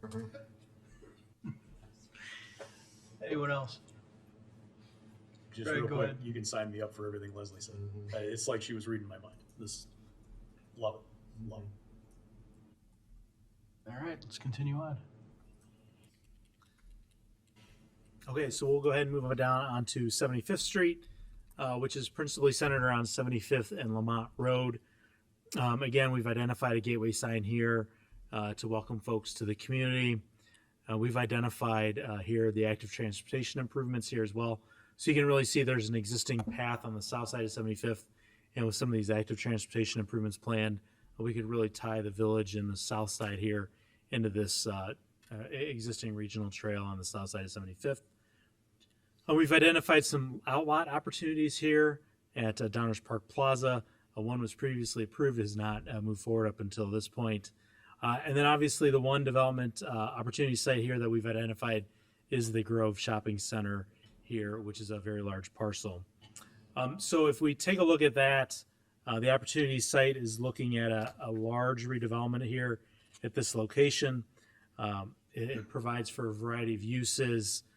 What we see here in red is our commercial uses, principally along Lamont, 75th, and then there's that central green, so to provide some opportunity there in the middle of the site. Multifamily in the middle, so again, looking at some of the images the House Seal has provided on the left side of this screen, and I think they're on the right side in the packet, to show some of these other options for some of these multi-story developments here in the middle of the site. And then in the yellow here, those could be row homes, townhomes, duplexes along the north and the west edges as we move more to the single family neighborhood. I think this is probably classic planning where we go from high intensity uses to single family and stepping down our intensity. So that's what we're looking at here. And then again, really a great, huge amount of green space on the site along the north side there, adjacent to single family, and then creating this sort of central green area. And I didn't highlight all the little green areas in there as well, but there's a lot of green areas interspersed amongst the town, amongst the attached single family, and in amongst the multifamily, and even in amongst some of the commercial as well, to try to really green up this area in this large parcel. You can see the graphic that House Seal's been able to put together, reducing the impervious area, and opportunity for a lot of new housing in this area as well. And based on that location too, potentially some attainable housing options as well. Again, the concept shows 3 entry points into this development, 1 off of Lamont and 2 on 75th Street. And then again, a lot of pedestrian connections here, internal pedestrian routes, sort of highlighted the big ones. Obviously through that green, you could as shown, probably walk all over it, but I'm not going to put all the cow paths in on this graphic. And again, if we look at the active transportation plan, really this kind of redevelopment could really foster a lot of connections to the region and the rest of the village as well. So that's it for 75th Street, Mayor. Thank you so much. Thank you. Anyone? This is the one that ends up on next door. Oh, guaranteed. Yeah, I think the last one did, didn't it? Did you want to say it, or do you want me to say? We have no plans, we have no permits. Yeah, right. Should I remove my post then? Is that what you're suggesting? Can I say, I'll kick us off here if that's okay, Mayor. Go ahead, Mike. That this is one where I almost hope that it ends up on next door. I mean, we heard in the guiding DG comments from, in the surveys and over again, that this was something that people in the town really feel like we need to try to do something about.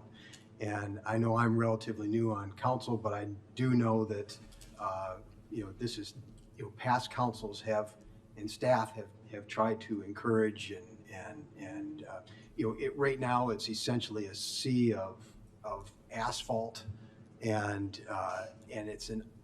it's your first impression of Downers Grove coming in from the south and coming from 75th Street, and it's a place where I'm at almost every day. This is pretty close to where I live. The idea of we could potentially add over 650 additional housing units as a result of this would be just tremendous. I mean, we've had a lot of conversation about a need for more affordable housing, however you want to define it, here in Downers Grove. And quite frankly, the answer to that, how do you address that, is by building more housing. And there's certainly a demand. So greening up the space, other than it just looking better, sure helps with stormwater management, doesn't it? So that's something to keep in mind, not to mention the additional stormwater improvements that would go in as a result of this. And then, the folks that live just north of this, right now they're looking at an alley and a long blank wall right now. It's ugly. Let me tell you, I'm with my running, I'm back there probably once a week or so. So I see it. There's a nice little retention pond. This would just be, as much as, we were looking at trying to stair step things down into the residential area. This would just be such a welcome improvement for the folks that live to the north of there. So I also wanted to mention just, the vitally important work that we're doing with all of this.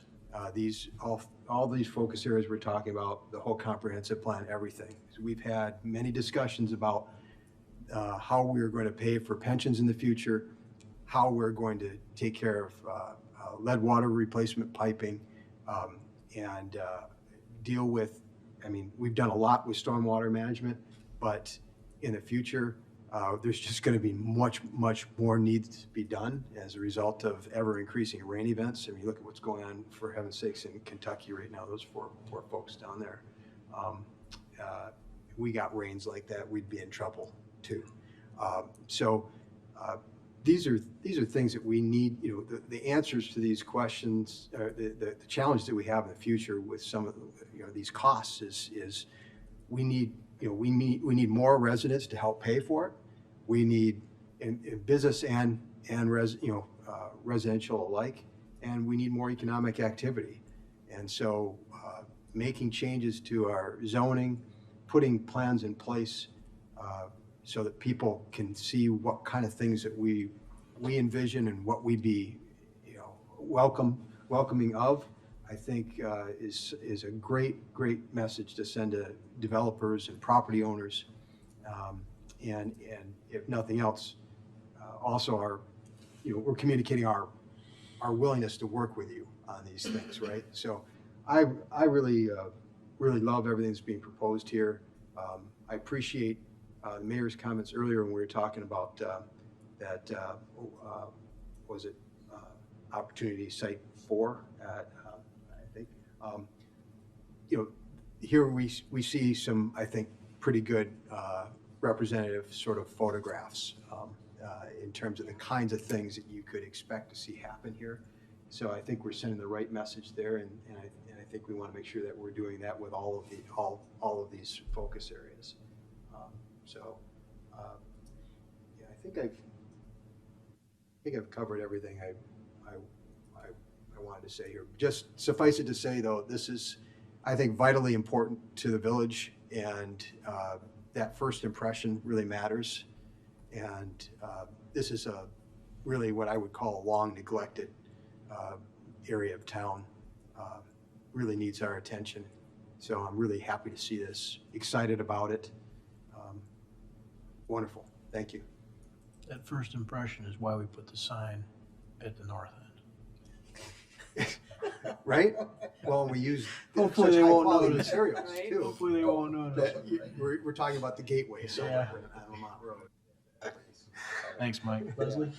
Yeah, I know that this property has been very challenging to do anything with ownership, and I will stop there and let my colleagues continue it further if they would like to. And that is why it has not been redeveloped. It is no lack of trying by staff and previous councils, that is for sure.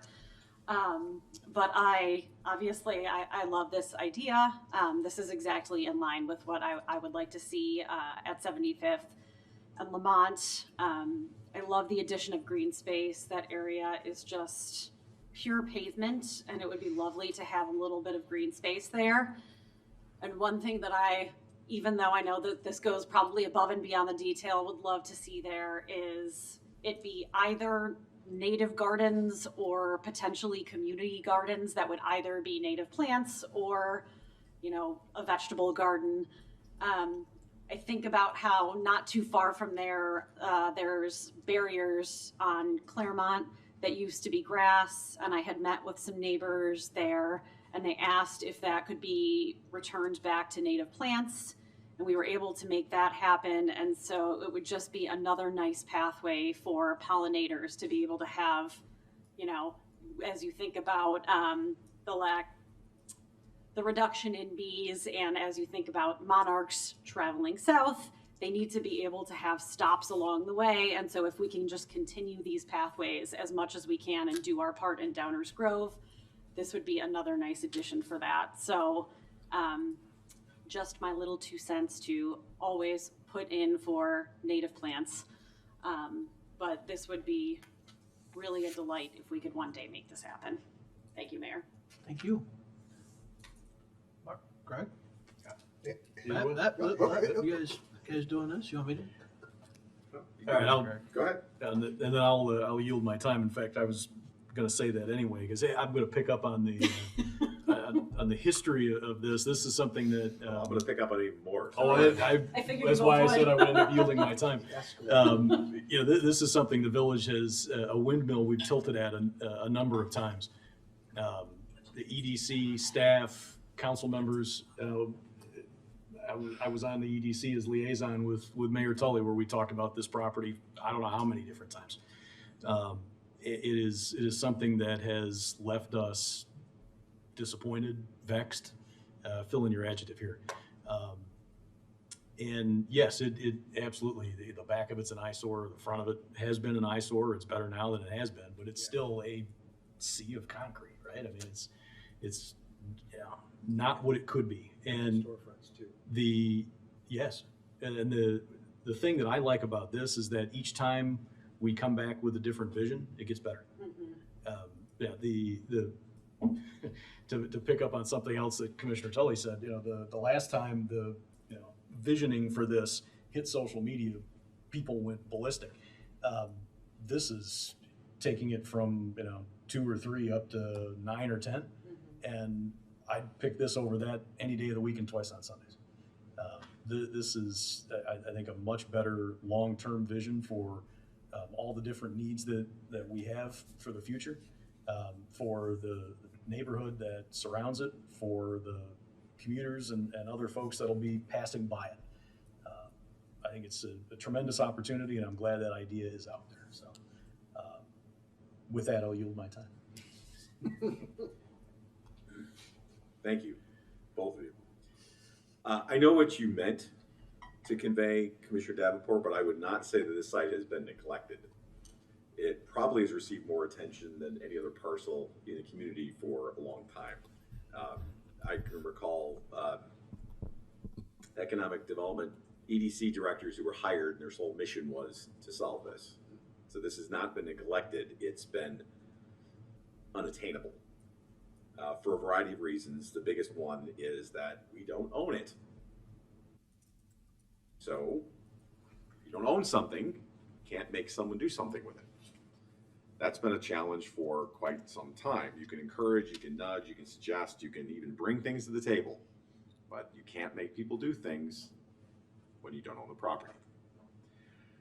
I will also say that there were other proposals for this that would achieve a lot of the goals that you described in terms of improving aesthetics and probably generate even more revenue for this community than what this probably was. So one of the things is, I think, just to understand is how would that pencil out versus other proposals, which were far more, it's no big secret, big box retailers, which would make it look gorgeous, but would generate a lot more revenue than what I'm guessing this probably would, but this is just a vision, so you can't pencil out a vision.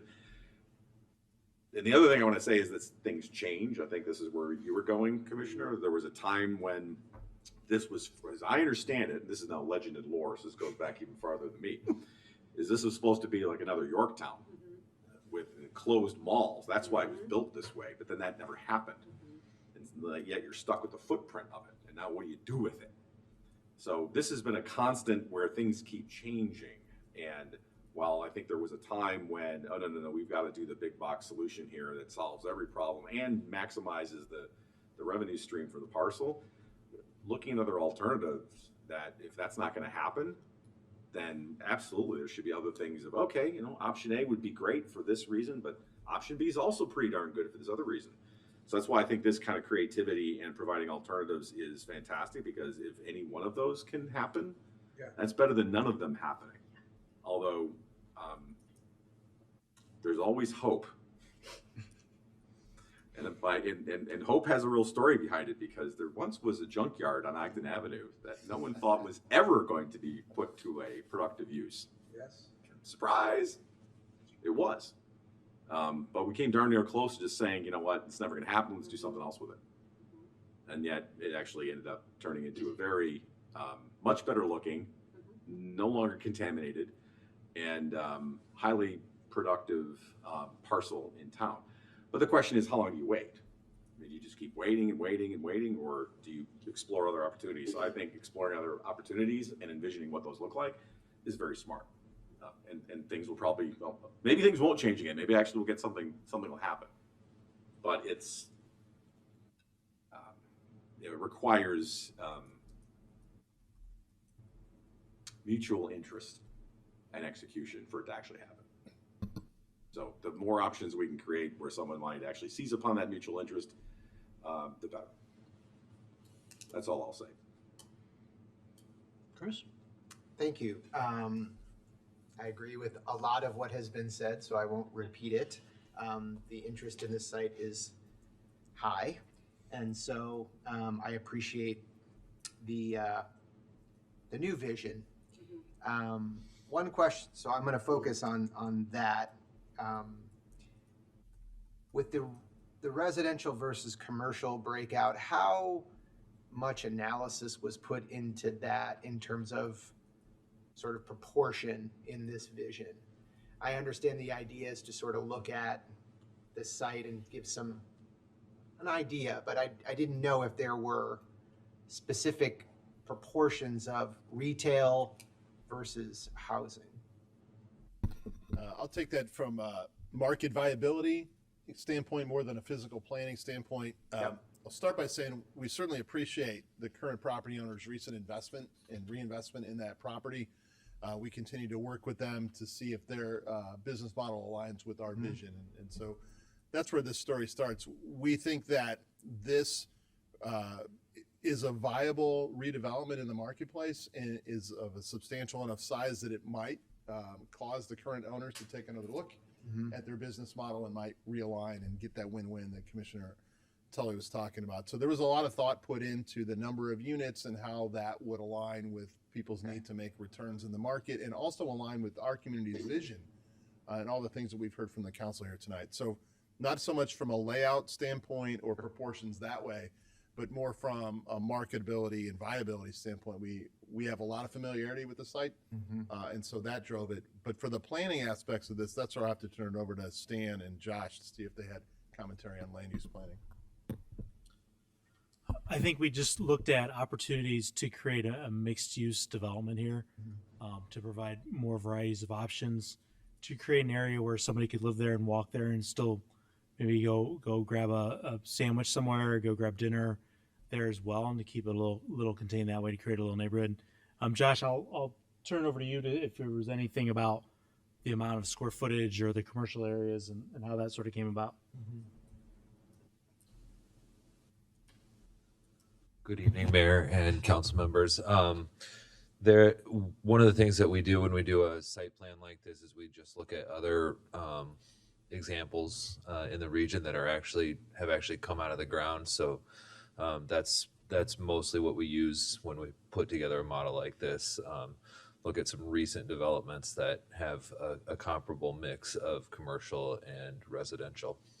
Okay.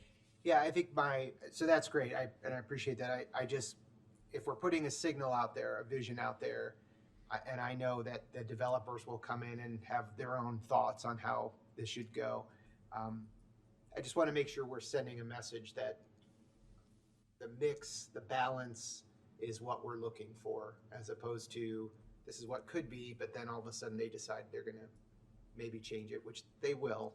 I think the vision for me is important to include both. And so I appreciate the insight on how this was laid out or selected, because that's helpful. Yeah. And I guess the only other thing I would say is we do have some, we have people who are a little more well-versed in landscape architecture and things like that. So we do try to right-size actual parking lots and building footprints to make sure that they are, realistic. They're not just sketches on the site. Cool. Thank you. That's it. Yeah, thank you. Anyone else? I had a couple of questions. Yeah, I'm gonna let Craig come in a minute. He gets his second chance. Yeah, he's been poking me. I see. I'm ignoring him.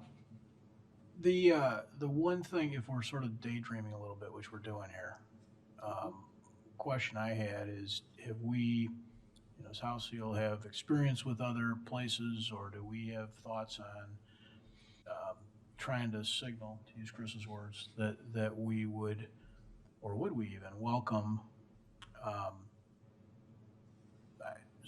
I'm thinking about things like library, post office, park district, right? And that maybe post office is not a great choice, but the idea that there would be components of something this significant and big that would be, community driven, community demand driven. I'm just thinking about trying to serve that into the town a little better, right? And so I don't know if we've thought about that, and if we have, I'd like to hear the thoughts. If we haven't, I'd like to solicit some for next time maybe.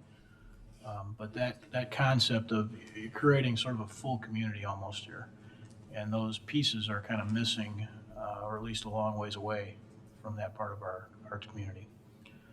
The other thing, again, I'll go back to EAV. I don't know if anybody's done any back of the napkin kind of stuff, but EAV matters a lot. And to Mike's comments earlier, obviously sales tax is great, but if we're talking about aligning needs and aligning desires, I don't want to dismiss people investing in their property, but a few facade improvements is kind of lipstick on a pig and missing the mark in my mind. So in terms of the signal that's out there, is that from my vantage point, what real value in this is that this is the kind of thing that we would want to be participants in, that would drive us to want to participate and partner with somebody, which is way more than wishing somebody cleaned up their lot a little bit. So. Yeah, that's a key component when we were talking about market viability and aligning returns in the market, making it viable. The EAV is a big part of that, because not only does that work in the short term for transaction and development, it benefits this village over the long term. And so that was a big part of the sort of numbers, napkin sketches behind what drove this vision. Great, thanks. Greg. Thank you, Mayor. I just wanted to underline two things. Number one, to something that Commissioner Tully said, this site definitely has not been neglected in terms of effort. In fact, to put a little more gloss on it, we've been awful close numerous times to big redevelopments there that just, and this is the nature of big developments, right? Sometimes they fall apart. We've seen it a couple of times with this property, right? And then secondly, thinking about the signals that we're sending to the marketplace, one of the signals that, and hey, I recognize that I'm quacking pretty loud at this point, but I would love to see us put every economic development tool we have on the table. Now I'll stop, I guess, short of the idea of owning the property, but I would put everything else on the table. We have an awful lot at our disposal, and the idea of participating in it, yes, I think we absolutely should. To that end, you'll see that in this particular focus area, the follow-up, the supporting documentation really talks a lot about economic development tools and strategies because of that very thing, Commissioner. Anyone else? I just. Mike, go ahead. I'll just underline too, the notion of using every tool in our tool belt. I absolutely agree with, because I think this site is more so than others, just really important to this town. And I certainly didn't mean to suggest that past councils had neglected. I was looking at it from the standpoint of the current land use and the lack of development and willingness to leave those empty storefronts there and be okay with that. It's just not a great look for us, and there's just huge potential with this site. It's just not happening, and we're reaching a point where it's time for something to happen. So, thank you. Thank you. Anyone else? Chris, go ahead. Yeah, just a general question about the sites we've listed 7 or 8 sites tonight or whatever. I'm just curious how that compares to the last comprehensive plan, because my recollection is that the last comprehensive plan seemed to have a lot more opportunity sites. So we had more focus area sites. Okay. So we had more focus areas. We did Ogden Avenue as a whole from east to west, Butterfield Road. We did Ellsworth Industrial Park, Fairview Focus Downtown, 63rd and 75th. So if I'm counting, that's 7. Yeah. And I think 75th and 63rd maybe had one Catalyst opportunity site at that, but the other ones had multiple sites. So I think in terms of scale, the previous comp plan had more focus areas, more Catalyst sites in it. So there were more, just more opportunities there. Okay. One of the reasons that this draft has fewer opportunities is due to our success on the eastern portion of Ogden Avenue. A lot of those sites actually have been redeveloped. Downtown, I think, speaks for itself. It's been transformative. And so we take that Meadowbrook area. We're in the process. You'll see that in the next couple of council meetings, the redevelopment there. So part of it is just because we've actually been successful at implementing the recommendations of the 2011 and 2017 comp plans. That's great. Thank you. Anyone else? Okay, more to come. Next step, Stan. So our next steps on the project are, we're going to update the focus areas based on the feedback we've received tonight. Really appreciate it. Thanks, Josh and Oscar, for coming out tonight. We'll finalize the opportunity site 3D graphics. House of Levine is going to be working on the primary core elements there with housing, economic development, transportation, community facilities. We're taking that to the Planning and Zoning Commission in April. Start working on implementation strategies as well. And then as House is our lead consultant, we're also working with them on layout and coordination of all the guiding DG plans that'll be coming, the other 3 that'll be coming before the council in April. Thank you, Mayor. Thank you, Stan. As we wrap up the manager's report tonight, I think it goes without saying that this is an area that House of Levine really excels. And their work and their partnership with us is so appreciative. Worked really well at the staff level. Their ideas are both traditional and innovative and really in line with what this community is looking for. So just a great shout out to Josh, Oscar, everybody else on that team. And with that ends the manager's report tonight, Mayor. Thank you, Dave. As has been what we're doing with guiding DG, if there's any comments from the audience on the presentation you've just seen about focus areas, we'd love to hear it.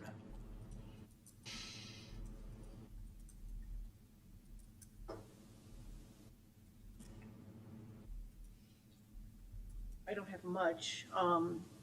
The Ogden Avenue focus area, the punch up down by 355 will be welcome, but from what I could tell and what I could read in the screens that I had, there are areas where the center lane on Ogden is eliminated, and I don't know how that lines up with access on and off Ogden, but that center lane is critical for anybody who is trying to make a left-hand turn to leave a business. And when traffic is heavy, you cannot get out of a business if you have to make a left-hand turn unless you turn into the center lane and wait until traffic breaks on the direction you want to go. So I would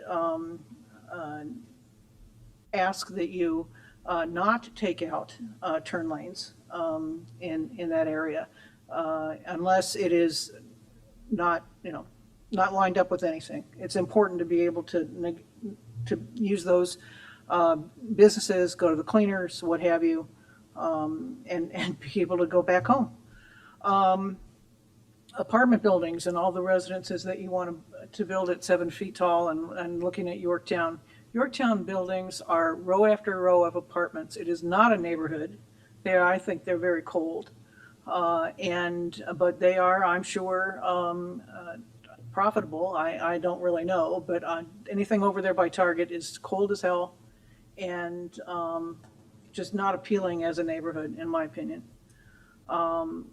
In addition, with the residents, an increased density of residences, I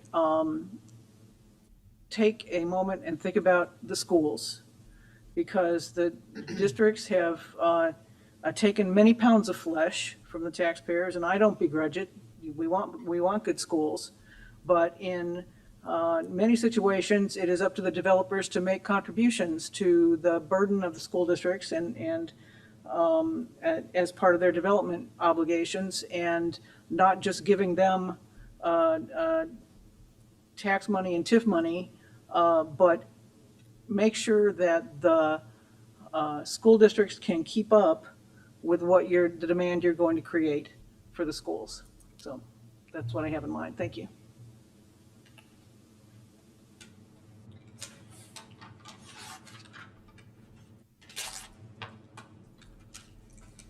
I'm not going to post this on Nextdoor, but Mayor, you happened to say that that 75th and Lamont would need a library and a post office.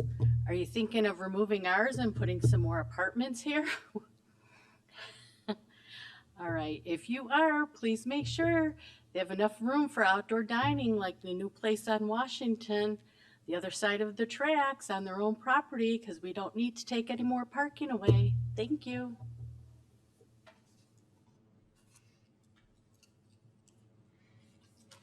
Anyone else? All right, thank you all for sticking with us and for starting early with us. Is there a motion to adjourn? Mayor, I move to adjourn. Second. All those in favor say aye. Aye. Opposed? Thank you all. We are adjourned.